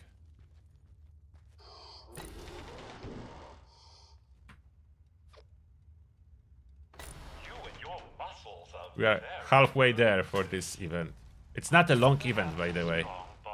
If there would be a little bit more people, you do it in 5 minutes. And you have more than 1 legendary drop, as there are 2 legendary Deathclaws and guarantee legendary at the end of the event.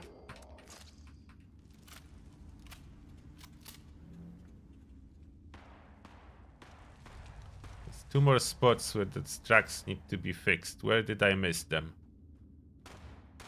What? Where did I miss them? I probably missed them up there. Let me go back. I missed 2 spots where tracks are broken.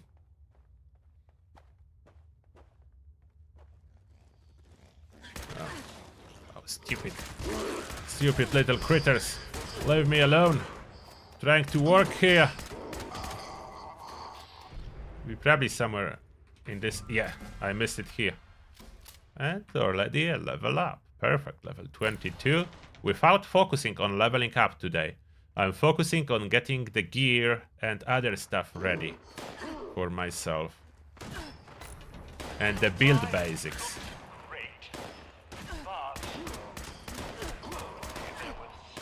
There will be a legendary Deathclaw spawning in here. That's 1. And other one down there. Should we team up and kill the one down there first and then I go back? There is some other player. Maybe we can team up to kill a Deathclaw. There it is. That's the Deathclaw. Belly. Oh, I don't have enough AP.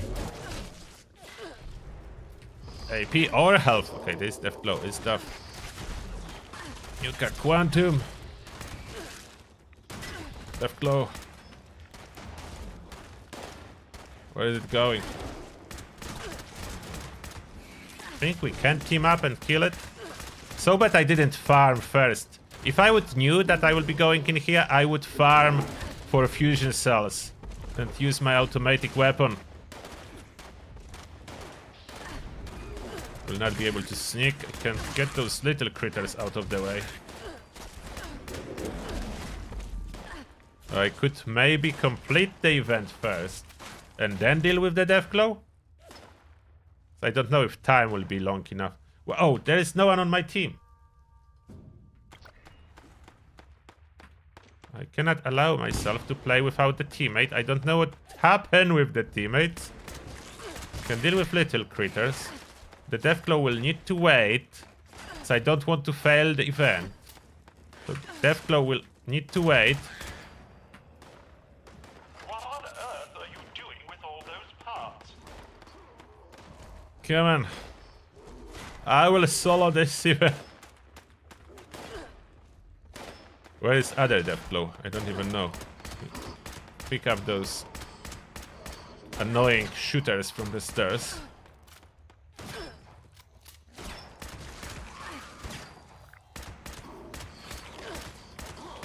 Good that I farm for some ammo earlier. Would be in trouble otherwise. Oh, I cannot get to you now.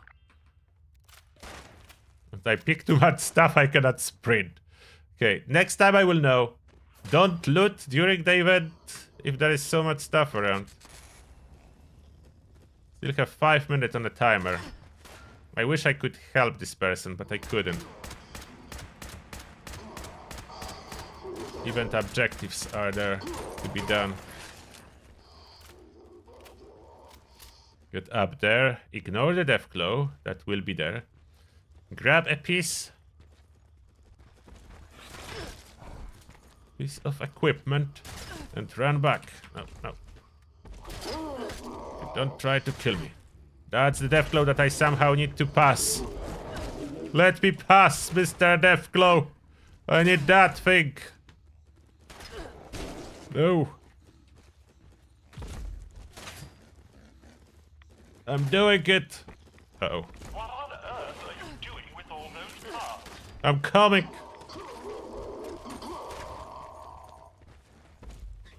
I am. Oh, we have a guy with power armor. Not high level, but way higher than we are. Thank you for being here, sir. The excavator team is represented. Excavator is very good early power armor that gives you huge bonus to carry weight. What on earth are you doing with all those parts? There we go.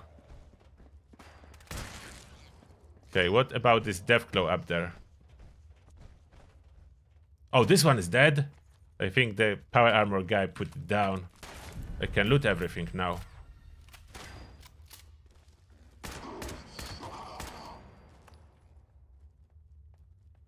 The Deathglow up there dead?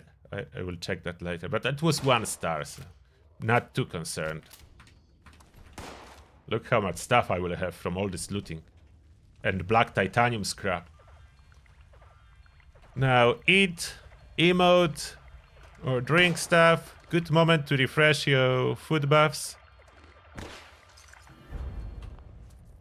Legendary crafting pop-up. Because I'm getting treasure notes from the events with exclamation mark. You are getting treasure notes. You will need them. You exchange them for gold bullion. And I have burning love. I don't know what level is that. But that's what I wanted. Burning love is inherently silent. Level 20, I can use that. I cannot modify it yet, but that's okay. That comes with extra hit chance in watts. Very handy for someone with low perception at this point like me. I have 13 arrows, so that's good enough as a starter.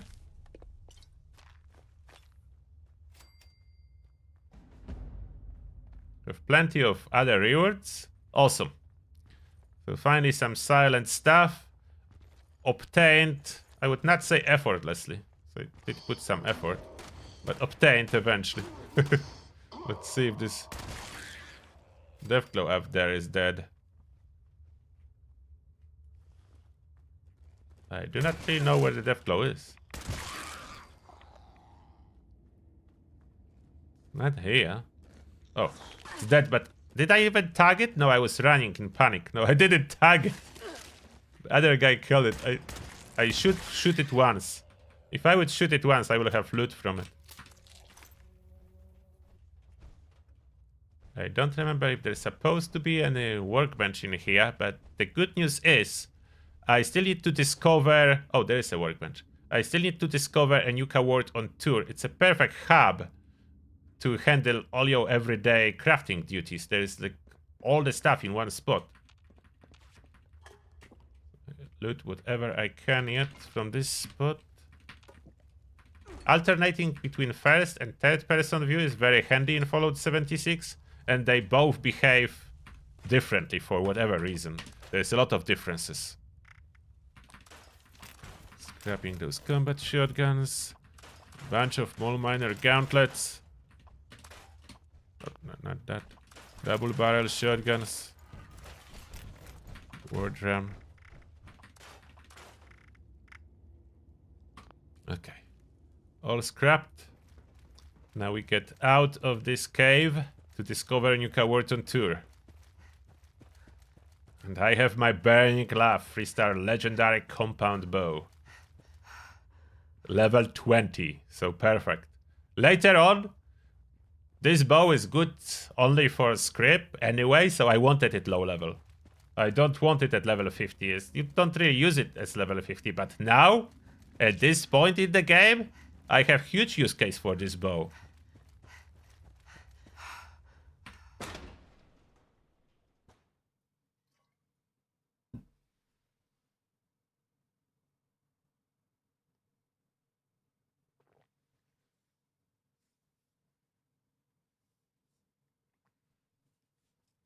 It's a very good moment to join Fallout.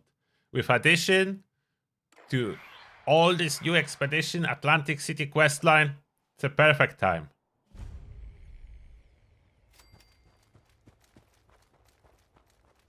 New coward on tour, and this is the player hub trading post. It says I don't know why it says trading post. There is no vendor on this post. It says trading post. Okay, let me store stuff in my stash box. Look how much scrap I accumulated. Almost 100 pounds, which is awesome.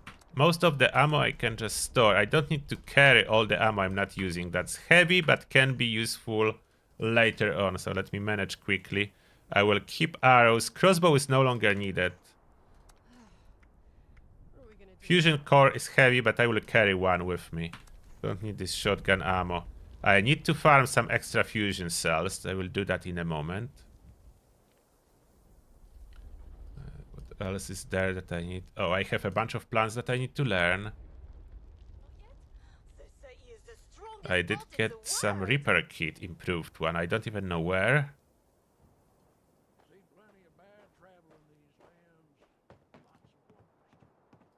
Oh, I forgot I had a bobblehead I could use when I was struggling with this death glow. Today might be your luck. Okay, here we can scrap what I don't need, which is Ghoul Slayer's 10 mil. Oh, the torso I wanted to keep. I will put it for a moment to my stash box. Later on it will go on the power armor frame.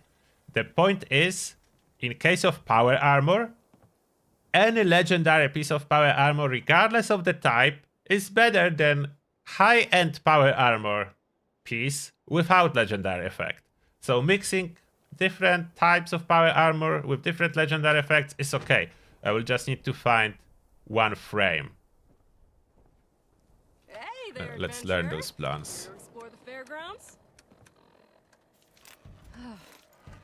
What are we gonna do, Pop? Can I even modify anything in regards to my weapons? Let me see if I unlocked any. Modifications do unlock slowly, but let me check.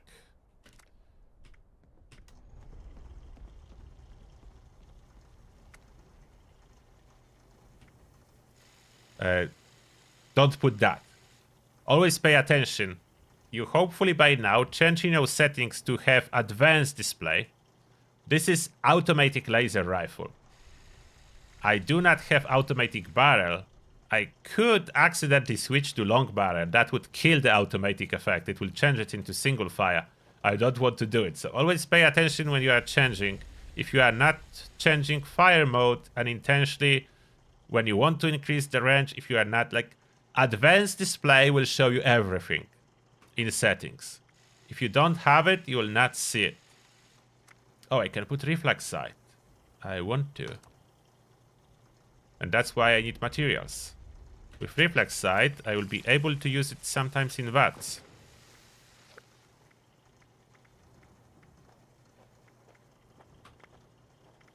Can I modify anything about my bow?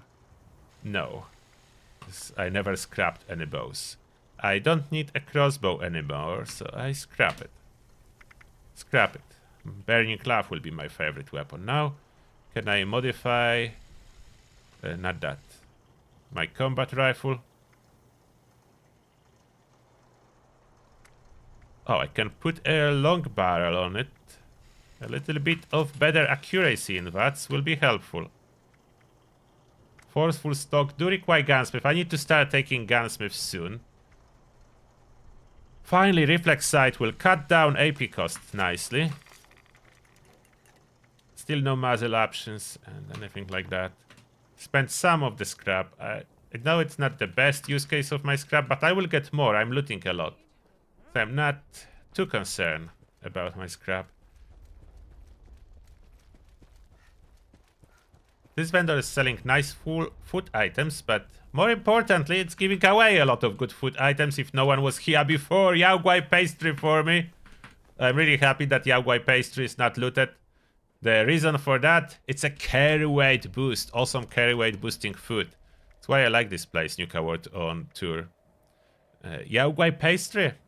30 carry weight. For free. That's a lot early on. Oh, the backpack. That reminds me. I didn't craft my small backpack yet. Or do you get one when you are exiting? Oh, you get one when you are exiting the vault. So you don't even need to craft it. Okay, that's fine. Back on the mission. Oh, I can discover another location for free as there is uranium fever.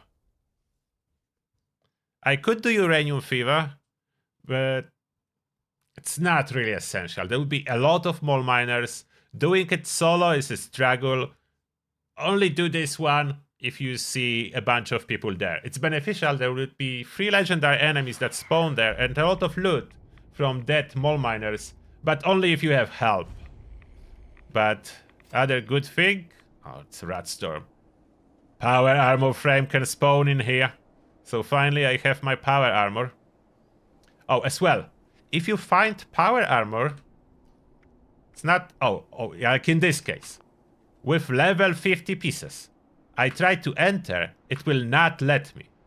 So you are like, oh no, I found the frame, but I cannot take it. I need a power armor frame. Don't worry. All you need to do is remove those pieces from the frame, and then you can enter it, and frame will be yours. On top of that, if for whatever reason you want to keep those pieces, let's say you will be level 50 in an hour or two, you are like level 48 now, let's say, you will be level 50 soon, you want to keep those pieces, but you don't want to carry them in your inventory. After you claim the frame, now it's mine. I exited it, but it's mine. I can use transfer button again. I can put those power armor pieces on it, and even though if I press collect now, it doesn't work. It doesn't want to put it in my inventory. It will still auto-collect it to my inventory after 1 minute. That's the recall time for power armors. So I can have those pieces installed on the power armor frame and in my inventory. The thing is, I will not be able, obviously, to use it, enter it, but I can store it this way. So it's mine now. This power armor frame is mine now.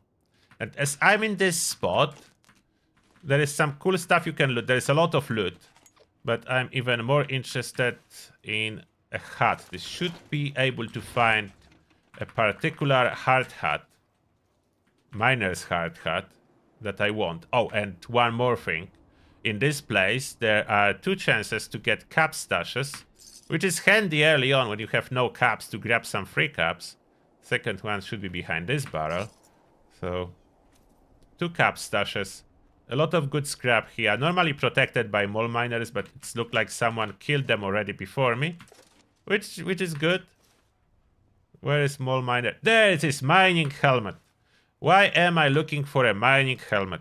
The reason for that, if you equip it, the helmet with light, there is more than just mining, but mining is easily accessible for free in here.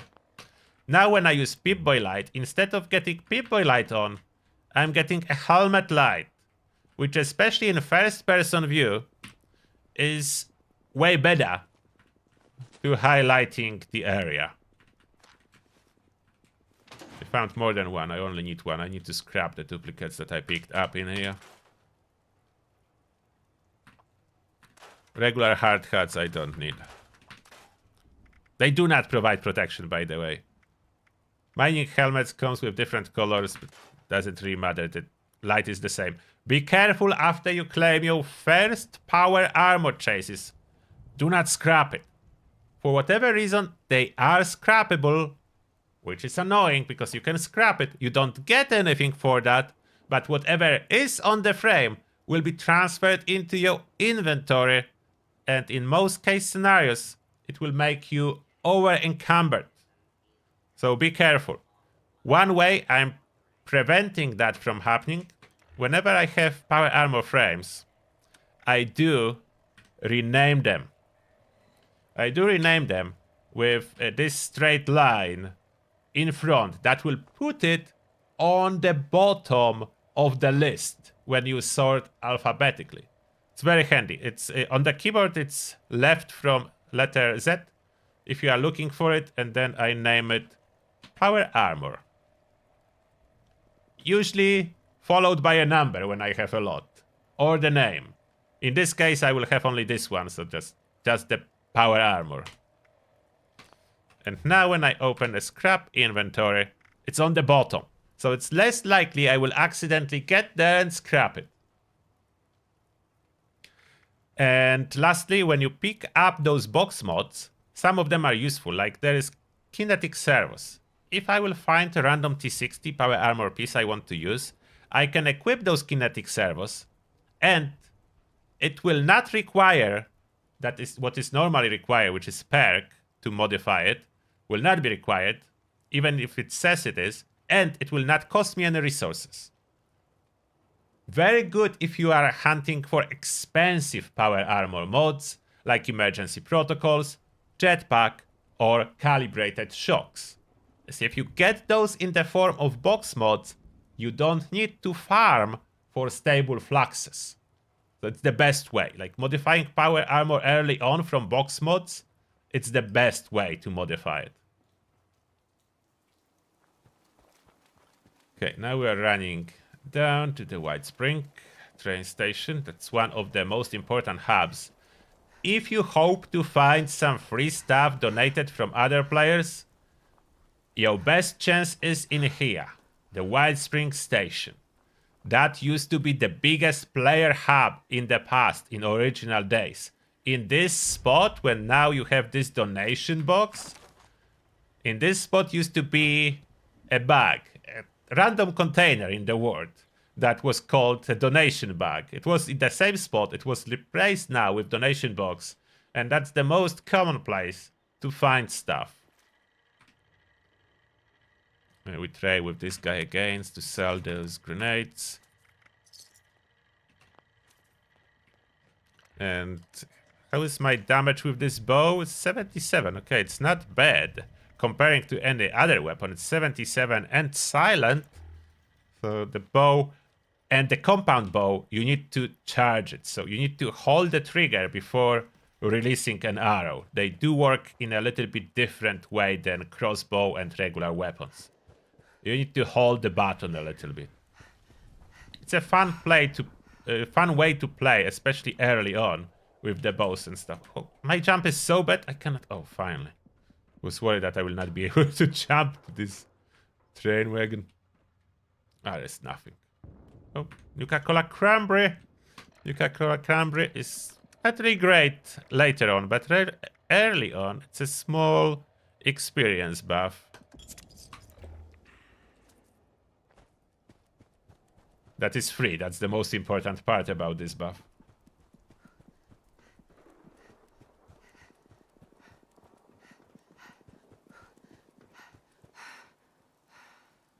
Yeah, currently Nuka World on tour, this container next to Balloon Salesman robot is quite often a donation box. That's not official donation box, as Bethesda put the official one in the wrong place. I don't know how that happened, but they put it on the side when no one is really checking. I don't know how that could even happen, but it did. So the official donation box on Nuka World on tour is not being really used. I hope in one of the patches they will swap the spot to the correct spot, but we'll see. It should be next to the trade platform, but they move it away when no one is going.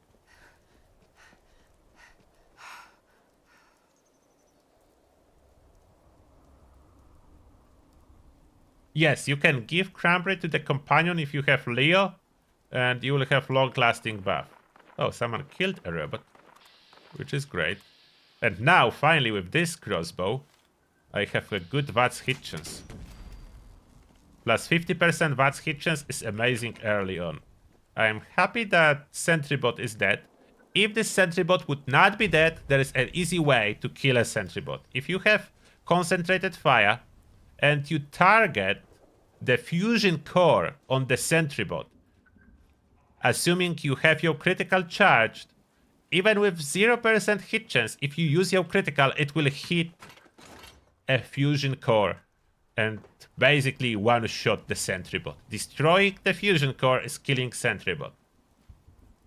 So it's a trick to kill them, even though normally they tough if you fight them in conventional manner. If you are able to hit a fusion core, not so tough anymore. Goosey McLean on the task to help new players.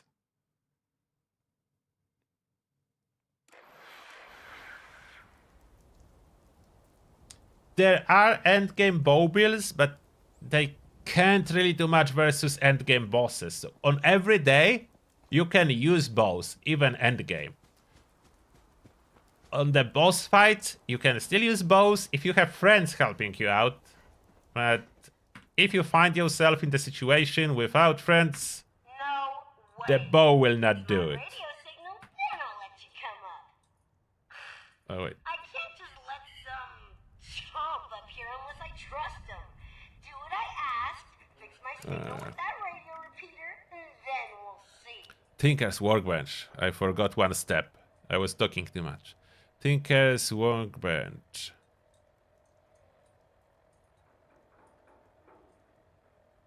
I need to do Strange Bed Pharaohs. And Here to Stay. Okay. Tinker's Workbench. We'll need to pay to fast travel here, unless...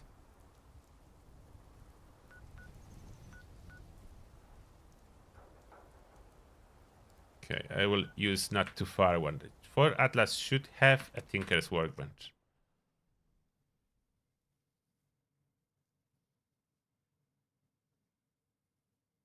Yes, I'm streaming early today. Streaming early for early players, early game players. Today live stream is dedicated for new players to help them out. Brotherhood's always looking for good tech, if you find any. No Tinker. Why do you have Tinker's Workbench? Wrong spot. I should just go to New Cowards on tour, then fast travel with 2 steps.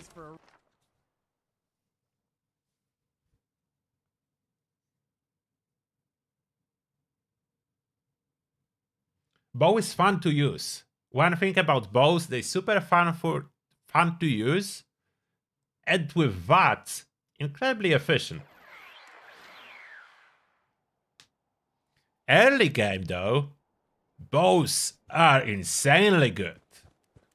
For me, level 20 something, the bows are something, because they are silent by default.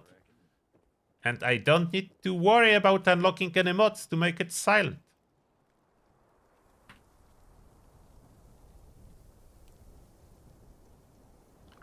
Okay, Goosey, now we go under quest items, signal repeater. And now back. How much will it cost me? 19, so I wasted some. Unless I save a little bit if I discover White Spring. No. White Spring will be free if I would discover that before. Oh, wait. I need to discover this location. Can I join this team? Oh, I managed to join with high-level player. That will be so much easier for me. It's almost guaranteed that level 500 players will be running mutations like Speed Demon. And there is even a chance they will be running Empath. Therefore, it will be easier for me. Being on a team with low-level players is already beneficial. Being on a team with high-level players is very beneficial, even if it's just one.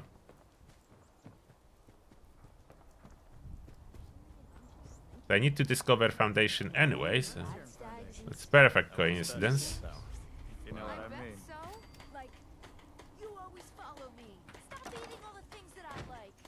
Okay, discovered. I don't want to talk with Ward. I'm not here for that. And witches, subs.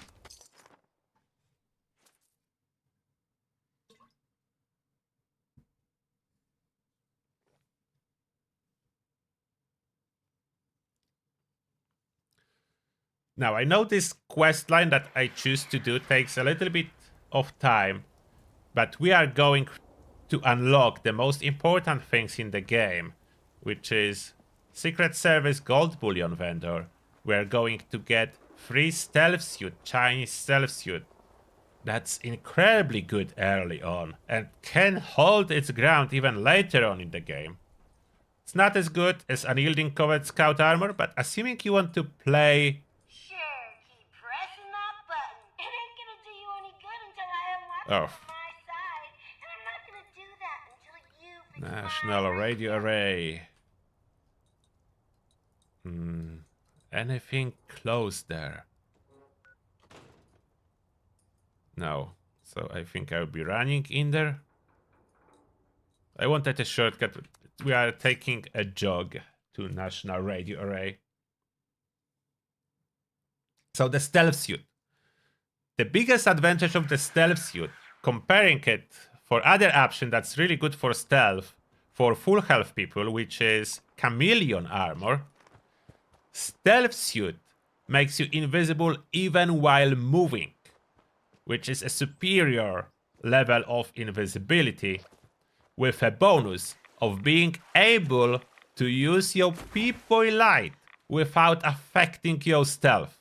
It is a rare situation, as normally Pip-Boy light almost instantly breaks your stealth. And now, jogging for a longer period of time, we are equipping AP regeneration item, in my case, whatever I have. A quick AP regeneration that works as I'm sprinting. I have sugar bombs, I will be using that. And that will let me run without a break, even though my agility is not great and my perks are still quite low.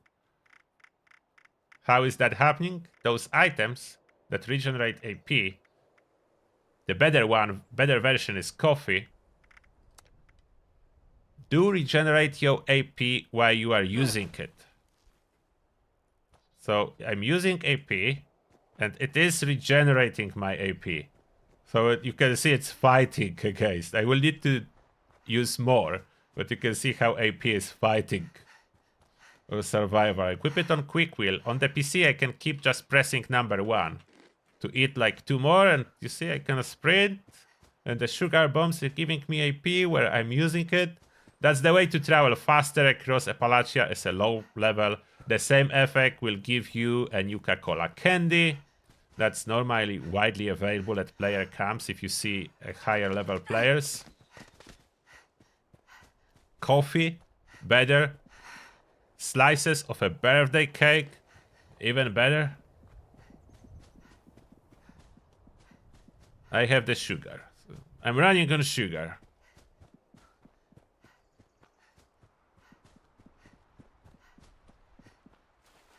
So I'm going through it. I will discover this site Alpha. That's one of the sites where you are dropping nukes from.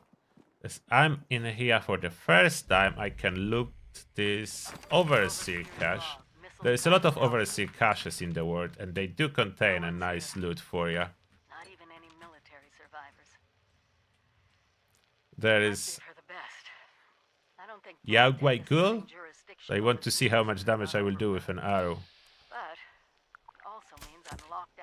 Not too much. And that makes him angry. Run. Wait, this way? Which way I'm going? This way. Run, run, run. I don't fight this Yaogwai. I just was curious. It's not chasing me. It's guarding his lake. It is possible to play this game solo. I'm basically playing it solo at this moment, as you can notice. All the things I'm doing, I'm playing it solo. I'm joining the team only for the benefits of being on a team. Oh, my teammates left, so there is one other team. See, there's plenty of players. No one is joining teams. Test your metal. Not the event I can do solo, so I'm not going there unless there would be plenty of people. But we are currently on the fresh player server, which is okay. Oh, we have one high player joining us right now. That's always helpful.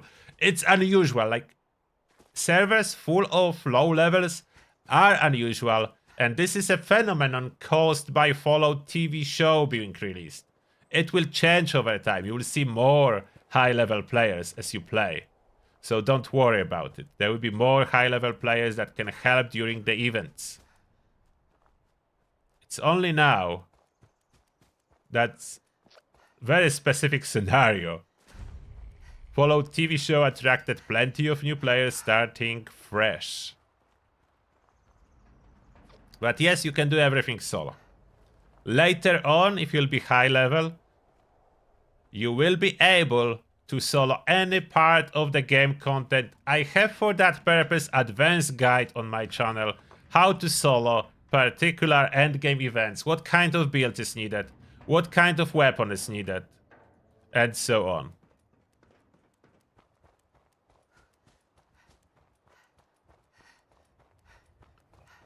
It's better to do some events with other players, but everything can be solo. Whole main quest, like the story part, is designed to be done solo, with option to have help from teammates, but the whole storyline is designed for solo play, so you shouldn't struggle.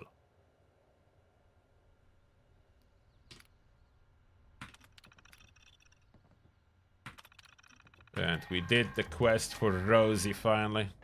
This is an emergency alert. It's the end of the world and we're all fucked. I love this thing. Casual public team is designed to be joined for team benefits without playing with others. If you are creating expedition team or daily op team, those two teams are designed to tackle expedition or daily ops with others. So if you create this type of a team, people that will join you will expect you to be doing this daily op. As well, a tip from me, if you want to do daily ops or expedition with help, after you create a team for daily ops or expeditions, go in there, but don't start doing it. Wait for people to join you. Because if someone joins your team, they can see if you are inside expeditions or daily ops. If they see that you are not, there is a thing like, not like they are impatient and don't want to wait for you to start it. The thing is, people quite often forget to change the team type after they're done with activity. So if you create daily op team and you are not going into the daily op, people that will join you and will see that you are not in daily ops will assume that you forgot to change it after you were done with daily op. And that's a problem. So it's better to just wait inside. That's better chance that people that join you will not instantly leave. Well, this is a little awkward. Not what either one of us expected, eh? Anyway, to prevent She need to talk a little. Unfortunately, not skippable. I got my rewards. I have opportunity to loot some of the plastic. Okay. We'll continue looting, but let me get on track a little. First up, next time. I don't even know if I will be able to get my stealth suit today, or will I need to do part 2. It's possible that I will be forced to do part 2. Okay, now quest. I need to complete Strange But Pharaohs and Here to Stay. Okay. I don't need that. Flavors of Mayhem, that a different questline I don't need to do. David's Trophy it is.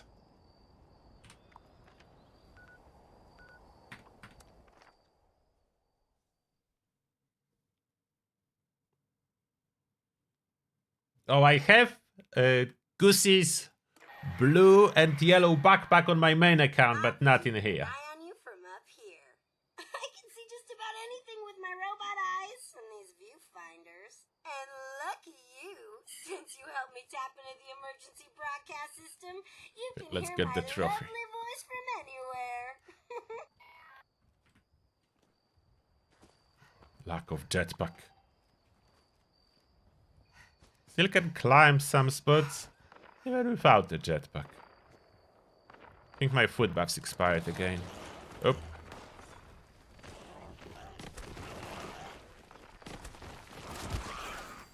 Get you. Any more? Go away, more rats. Just wanted to reapply my food buffs.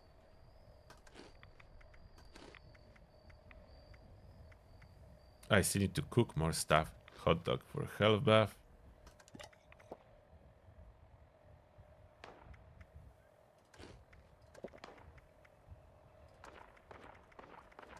Take the cheese, equip pastry.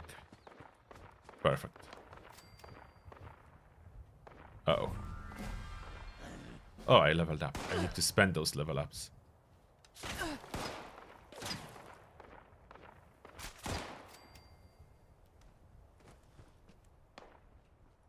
Let's climb in there. Desk fan and clipboard. If you don't want to loot everything you find, desk fans and clipboards are the things you want to loot.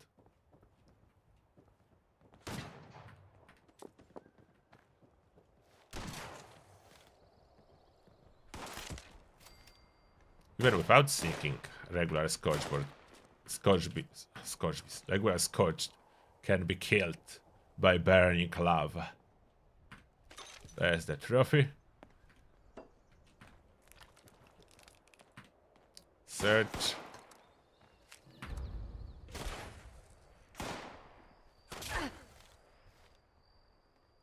Don't hide.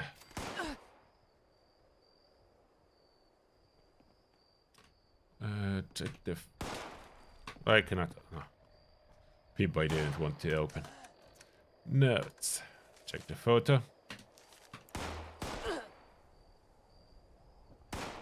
What do you want, Scorch? You got David's trophy? Pretty cool, right? Once Meg sees The that, can she's chimes gonna know. are really good if you want to let and steal, if you plan to craft some ammo yourself. Started under David. Every single one of them. Even the gourmands would have killed for that trophy. Us cutthroats had all the power and they knew it. And that trophy was the biggest symbol of them all. Nice to see it still in one piece. Hope Okay. we can say the same Got for the trophy. Rockland's memorial Next in step, that we're AI going program. there. Again, person not on a team. So I'm forced to run. Which way is closer? From this spot or from this spot? I think from this spot is slightly closer.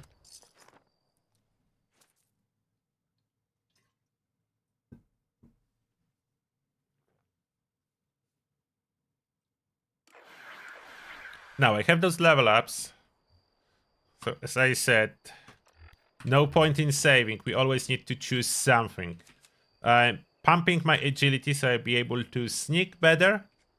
As well, sprint for longer, use VATS more. Agility affects amount of action points and sneaking ability. Do I have any good perks? Oh, I unlocked sneak. They change when sneak unlock. Okay, that's so cool. I don't remember exactly what is the level new perks are unlocking now, as they did overhaul for that. A lot of perks used to unlock later than they are now. Sneak perk is great for me early on. It's not really as necessary after I unlock Chinese stealth suit, but early on is awesome. That will let me sneak with this. Okay, wrong way. You can notice now that I added a little bit of agility and my action points are draining slightly slower when I'm sprinting. It's not like they are actually draining slower, they're draining the same, but my total pool of action points is larger now, so I can sprint for longer. Other way to be able to sprint for longer is if you increase your agility, as agility is affecting how much sprinting costs. Oh, there is so many super mutants.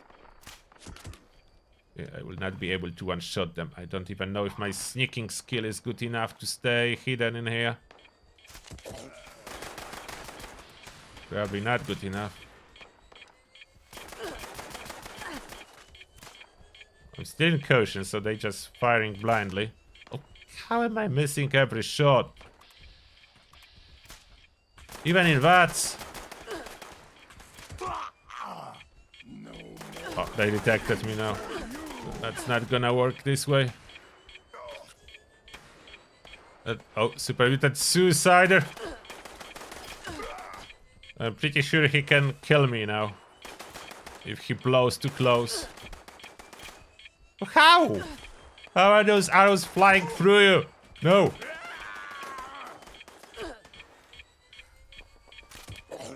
Finally. Okay, switching to something like my trusty combat rifle, as I cannot sneak anymore.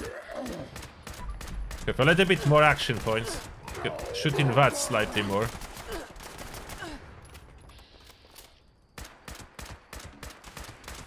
Still not enough. Super mutants are the tough enemies. When you are not really spec too much, don't have too good of a weapon.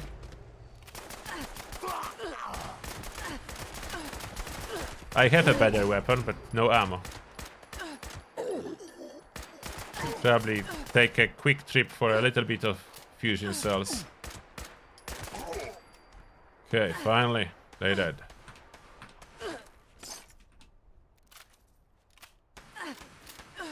Who's shooting?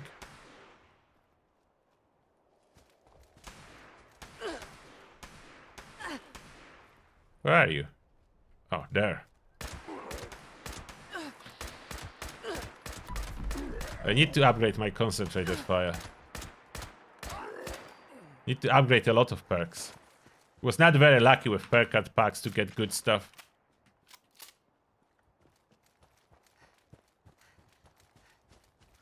Now, if I'm not mistaken, there is a Deathclaw guarding this spot. Oh, where's my bow? Not equipped. Can I sneak on this Deathclaw? And somehow kill it? If I try to surprise it from a side. Oh. Don't know if I can even jump there.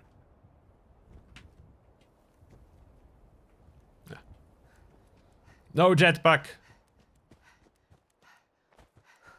No mutations. No jumping.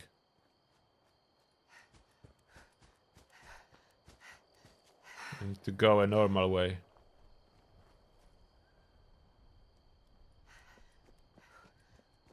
Is there still a Deathclaw, or was the Deathclaw removed from this spot?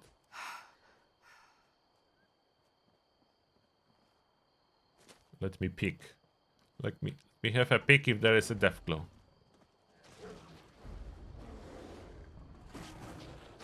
There is a Deathclaw. Fighting some Ratstocks. Head is not a weak spot for Deathclaws. You need to aim for the belly. Don't want to get too close, not the leg. Not the body, belly. Oh, I'm doing decent damage on the belly. And I'm still in caution. I can do it. Yeah, that's way better. Eat it, Deathclaw. Ha! Got my first smooth kill on the Deathclaw.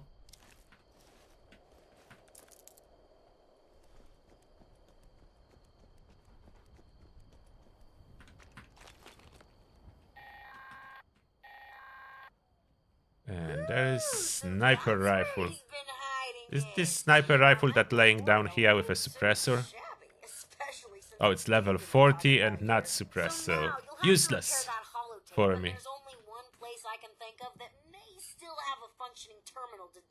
Oh, I didn't discover Westek running next to it? Come on. Oh. I don't think I can survive jumping here. Let's just say some seriously intrusive operations went down there, so I'm pretty sure it's got just what we need. Can I get down in here if I slowly slide?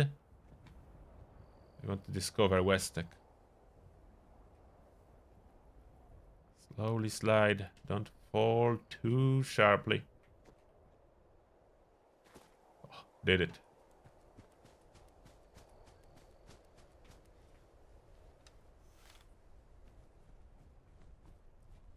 Okay, super mutants. Where are you? Oh, this one is with a missile launcher. Oh, it's lucky. It was lucky. Now they detected me. Swap the weapon. Got the missile. Oh, that's a legendary one. I really should save my very rare critical to use it with a bow. I'm used to use criticals all the time. But at this point it's rare for me to have one. Got it. Oh, laser pistol, so bet not modified.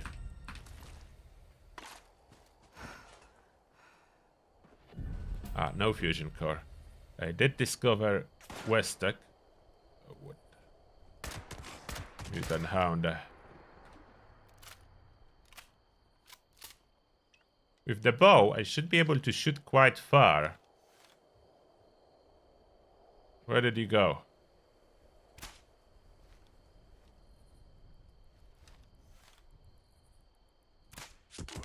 Yeah? Should be able to snipe this guy.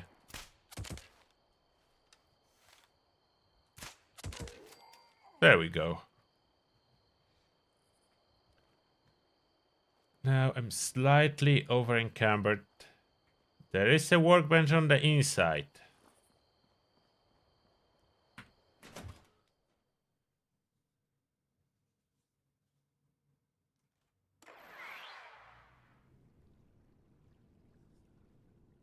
There is a workbench on the inside. Can I use the workbench without attracting all the super mutants? Probably not. I have a critical. Ha! Critical is one shot for this super mutant.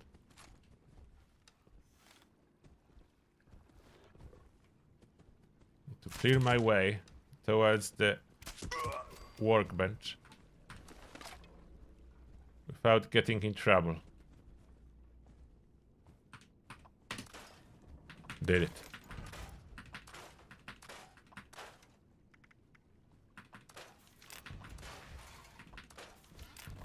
A lot of pipe rifles. Okay.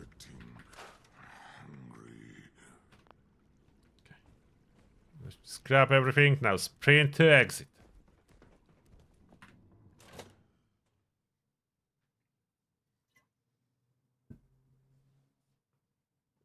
No, we are not looping Westek until level 300. No, not today.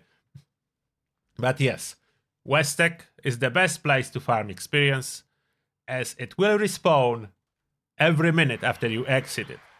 So you exit it because it's instance interior. It will fully respawn 1 minute later. Which is very handy. Repair AI program. You are running from in here or from... I mean, it's probably the same way. No, there's a mountain on the way. We're running from other side. It's a mountain too. The problem is on the mountains. Is it easier from Blackwater side? This way is climbing area. Oh, I can go in here to get some ammo for my better weapon. So that's probably handy to go there.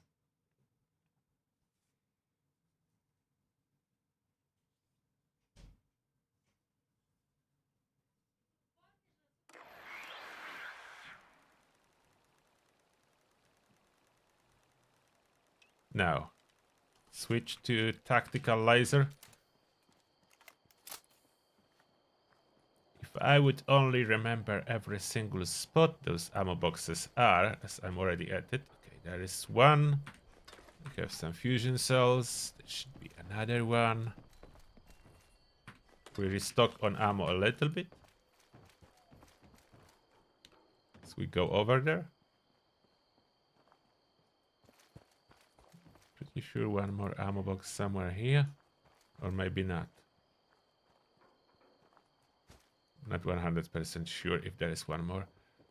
Oh, there is. More fusion cells.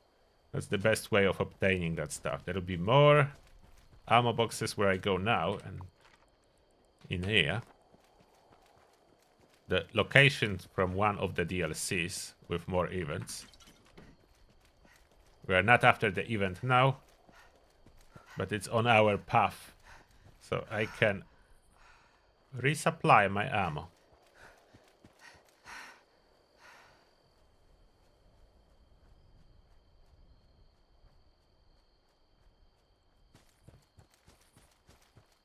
Almost there. Yeah, here we are. It's normally event area, but they have multiple ammo boxes in this area. Middle Mountain Pit Stop.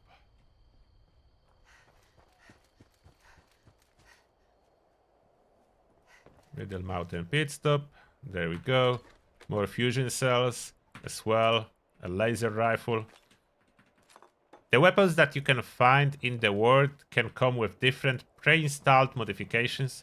If you will get lucky and you get decent modifications early on, it's a big advantage. Job hasn't turned out the way I thought it would. There is more ammo boxes here. See the world, they Oh, say. this one empty. Don't know why, but sometimes they are just empty for no good reason.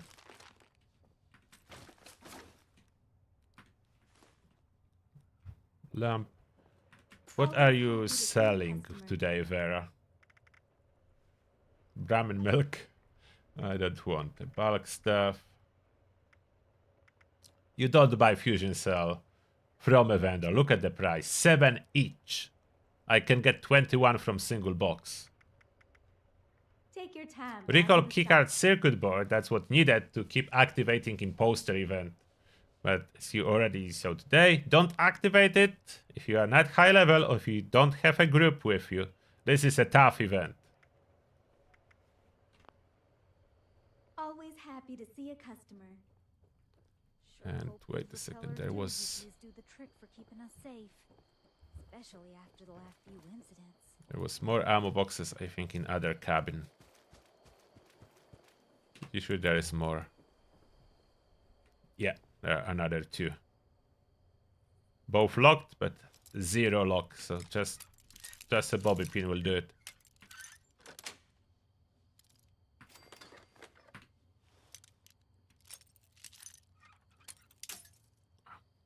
Broken. I have some bobby pins left, so that's good. There we go.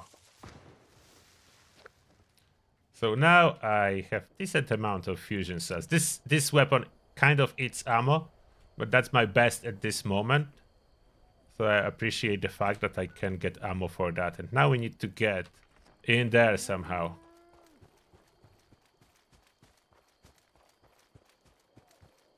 Hopefully discovering some locations on the way.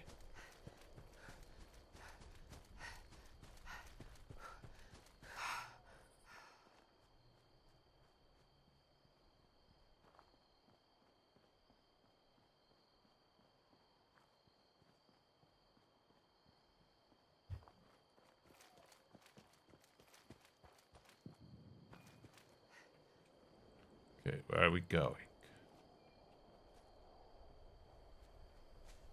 Come on, climb.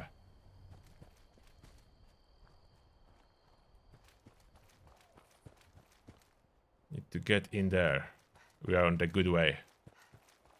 As there is a road. Appalachia has a lot of mountains. It's different later on when you are equipped with a jetpack. I mean, Appalachia is the same, but it's way easier to climb.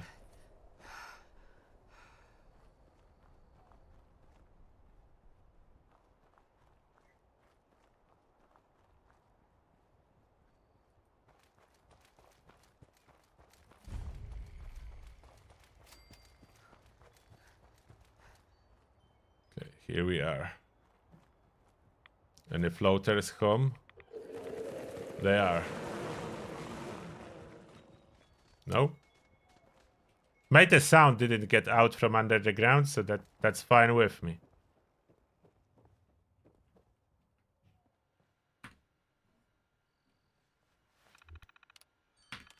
Enter the password. Oh, I need to get the password. I forgot to pick it up. Oh, yeah. Legendary Canistone.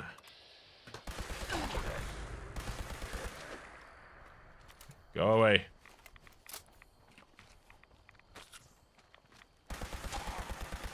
Have laser rifle with some ammo to stop you.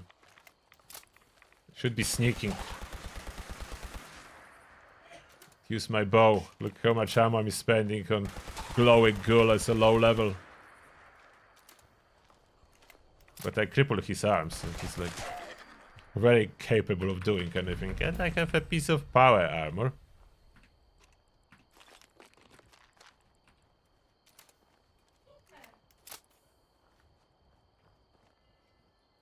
Luckily, Floaters decided to stay asleep. Scrub it.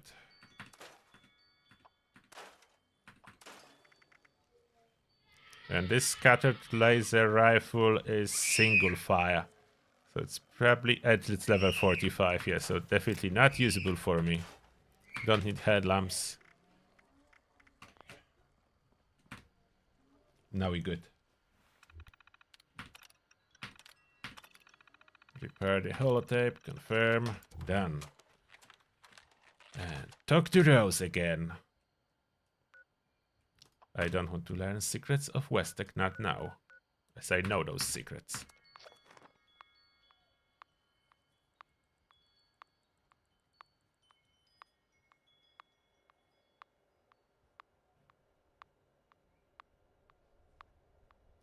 Yeah, laser rifles are quite good.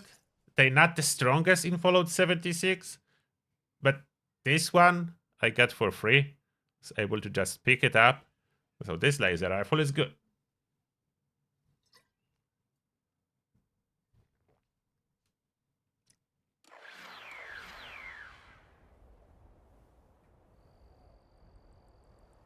This preparation phase takes a little bit. But we are almost done with it. Not too much left.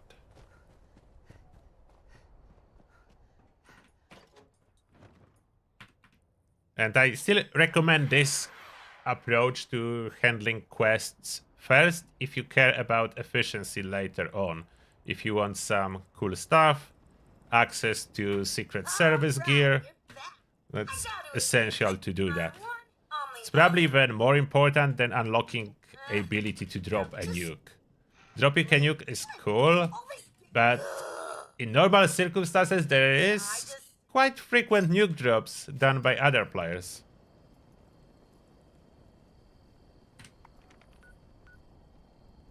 And now to fast travel in here.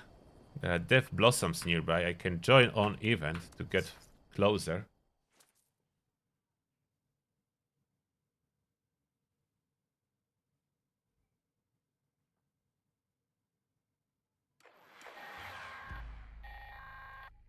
Priority message to all responders.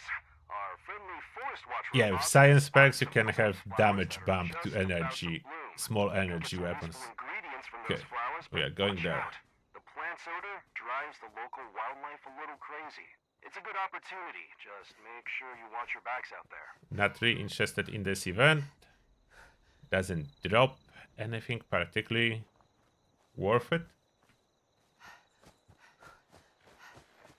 Just need to get to Arctus and to the office. We need to get on top over there. So the best idea is going through the garage side, get on the roof. That's the fastest way to get it.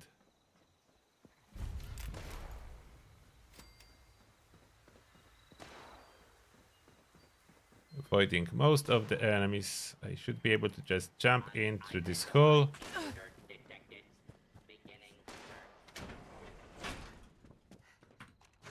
And meeting room.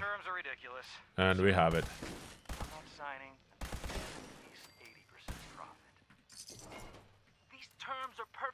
reasonable. Since when are environmental laws and fair wages ridiculous and absurd? And back to Rosie. Since they take away 30% of the profits we're set to gain. There's a lot of back and forth with this quest. About fair wages when you give up your bonus. Come on, David. We need to wrap up this deal. Our partners are getting impatient. There has to be room for negotiation here. Gatling gun from level 20, that's a good idea as well for a start. Gatling gun is incredibly ammo efficient, so you will use basically no ammo. Enemies will be dropping you back more ammo than you are using. I'll be the one who says when it's time to negotiate here. And our partners are only impatient because they need this deal more than us. They just hope we don't realize. Back to Rosie. Go back to your desks and figure out how to get me that 80%, or I'll find someone else who can.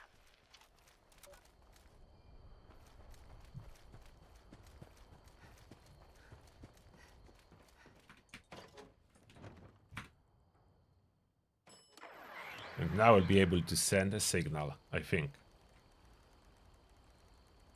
Holotape for the meeting. All right. I'll just getting back.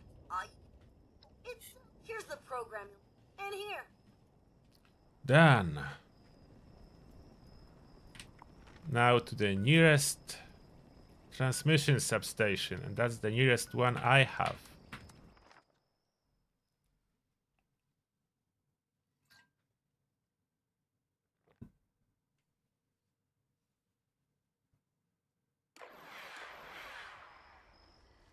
You have hard time doing damage to enemies at level 113. So I have a lot of builds that can help you out with it. Depends what is the weapon you are aiming after. The thing is you need to spec into one particular weapon group to be really efficient with the damage. And choose something that's already quite powerful. If you choose off-meta weapons, you can play with them, but it will not be easy. So the meta weapons at this moment, something for stealth will be Fixer, something for heavy gunner, explosive, that will be like the latest Cremator, heavy gunner, regular, something like Gatling Plasma. If you want to go melee, it will be Chainsaw or Auto Axe.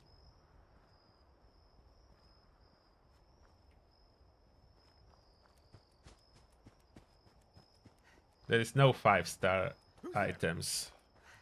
Oh, raiders. Some items have multiple effects, but they're not 5 stars. You can only have 3-star.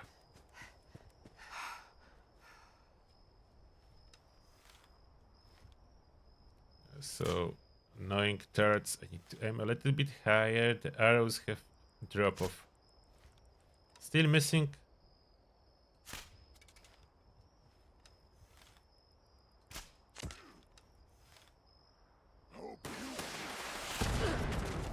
Uh-oh. Uh-oh. They got me.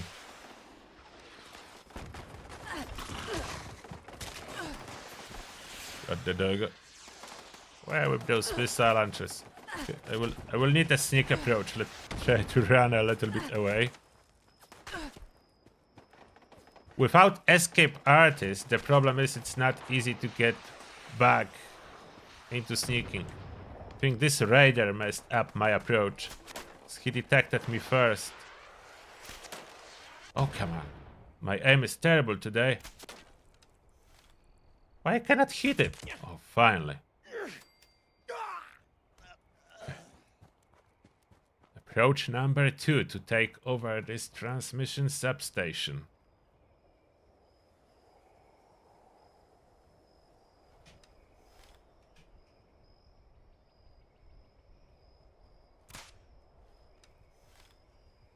Down, super mutants.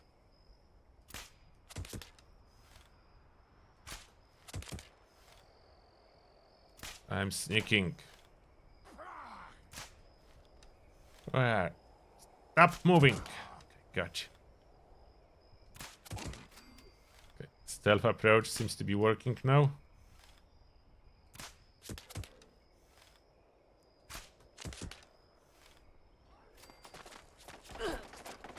That's just a blind fire, and I'm still in caution. Try that if I cannot hit normally. Come on, I need to upgrade this concentrated fire. Fine.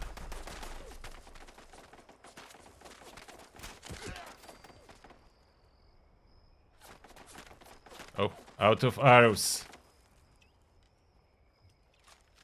Should have some arrows back from the bodies. Yeah. Good with arrows again.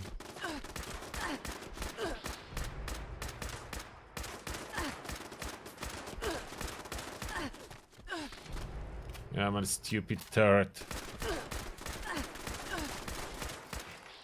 Gotcha.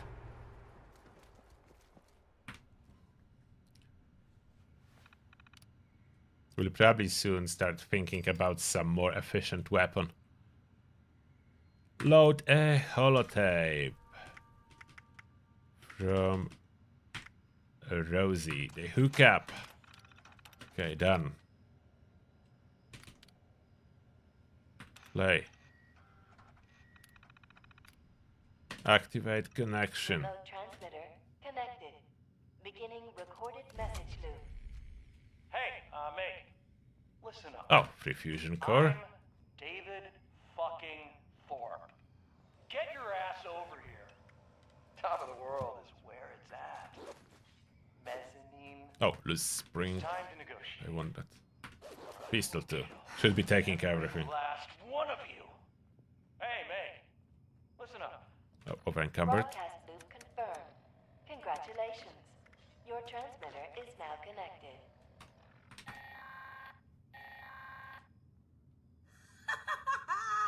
Okay. Great or what? We did that. Confession time. Sure, I could have got Meg out here lickety split. Listen to Rose. Wrong. She Complete really strange ain't but that big a follows. fan. But believe me, this broadcast way more fun. Now you probably want to haul ass back to the mez, cause something down there's making all the Oh, racket. magazine. You're gonna want that Oh, place not nice and magazine. tidy for when Meg shows up. People games that are invaders. That's how you unlock them. You look for magazines and some of them have Pip-Boy games. We are looking for them. There's no fixed spawns for Pip-Boy games. You just need to farm magazines.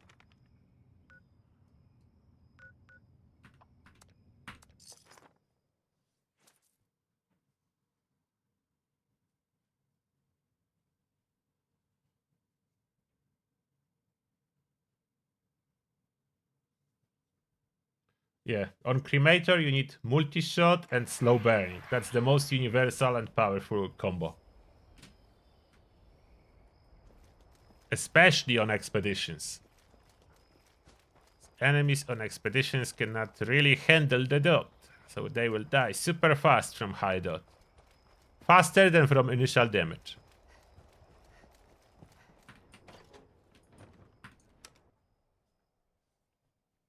Oh, now we have a cleanup operation. For those Scourge in here.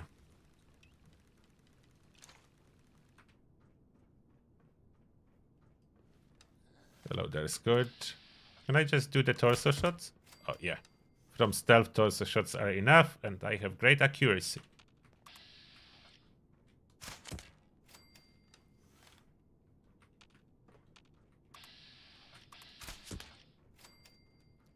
Silently picking up as many Scourge as I can. Scanning with VATS.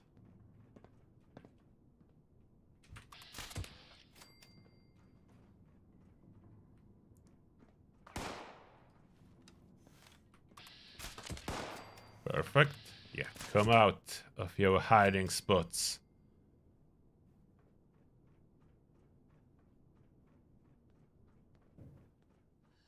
Where are you? Scourge. No one here.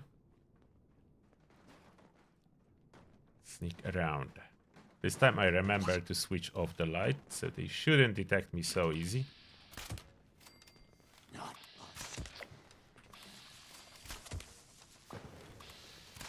Perfect.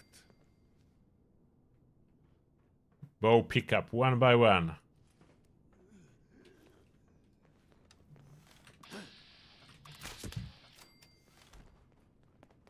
How many of you is left in here?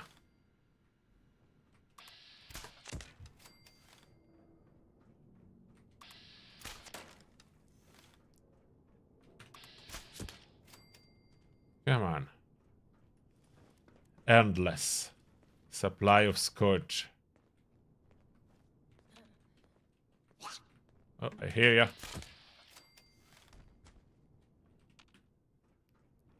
There. The last bunch.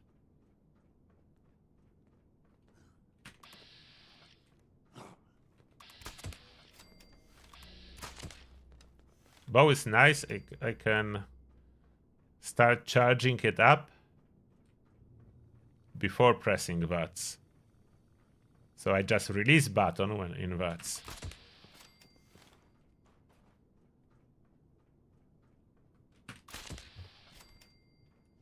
Got them. And give him my stuff back. As much as it is possible. Delegation from raiders should be arriving now. Oh, there they are. They should be... Did that scotch despawn or something? Oh, there. I want my stuff back.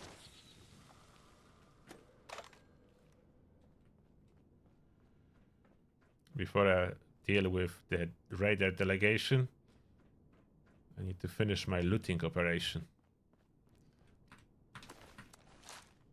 And pretty sure there is workbench somewhere, so I can scrap it all and be able to move more efficiently.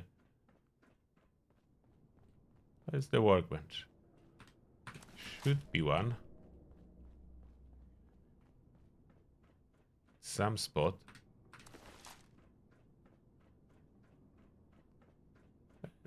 Do you have a workbench, Scourge? And here. Switch on the light.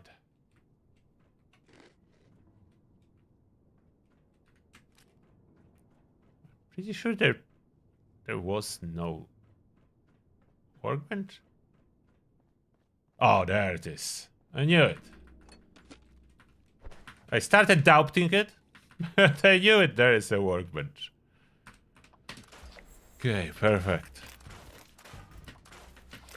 Unlocking even more modifications.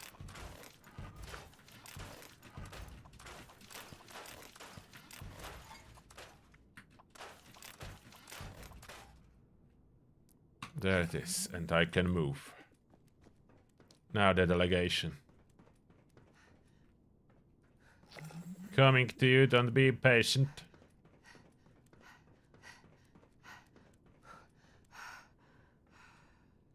Meg. What is this? That's just me, Meg. David. Huh. Seeing it. Carry on.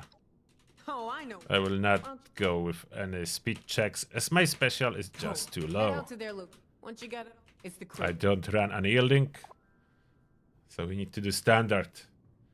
Alright, so we complete that. They want me to talk to Aldrich and do more stuff. Didn't even place my camp yet, but first I just want to store my stuff.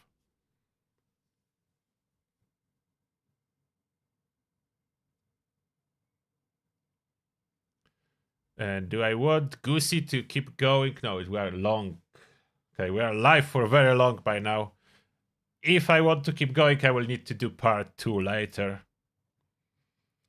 It's a little bit more quests to do in order to get a stealth suit and access the secret service vendors.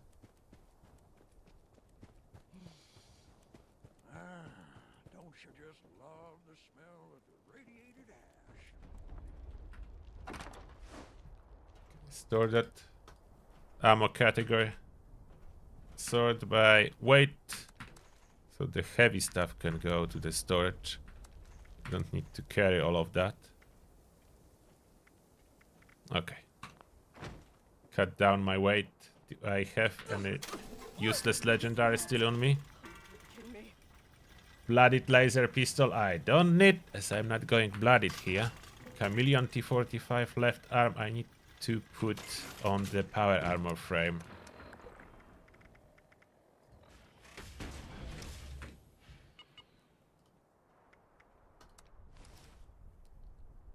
And those regular level 50 pieces need to just get scrapped for weight management. Okay, perfect. Oh, the other piece that I have currently stored in here should go on the frame. So slowly but surely, in case of emergency, I will be able to use this power armor. 2 pieces is not enough to give me good protection, but over time I will complete it. We'll have all the pieces. For this episode, that will be it. I will quit it in here. Goosey did really well herself in Appalachia. Managed to progress. If you want part 2, I will do part 2. Depend if there is still more questions to answer. I can do part 2 and keep going. But not today. Now I need a dinner or lunch. It's time to eat something. I'm hungry. So that's it for today, but thank you very much everyone for being here. I wish you all the best in Appalachia on your adventures. Succeed. That being said, see you in the next one. Turtle out. Bye everyone.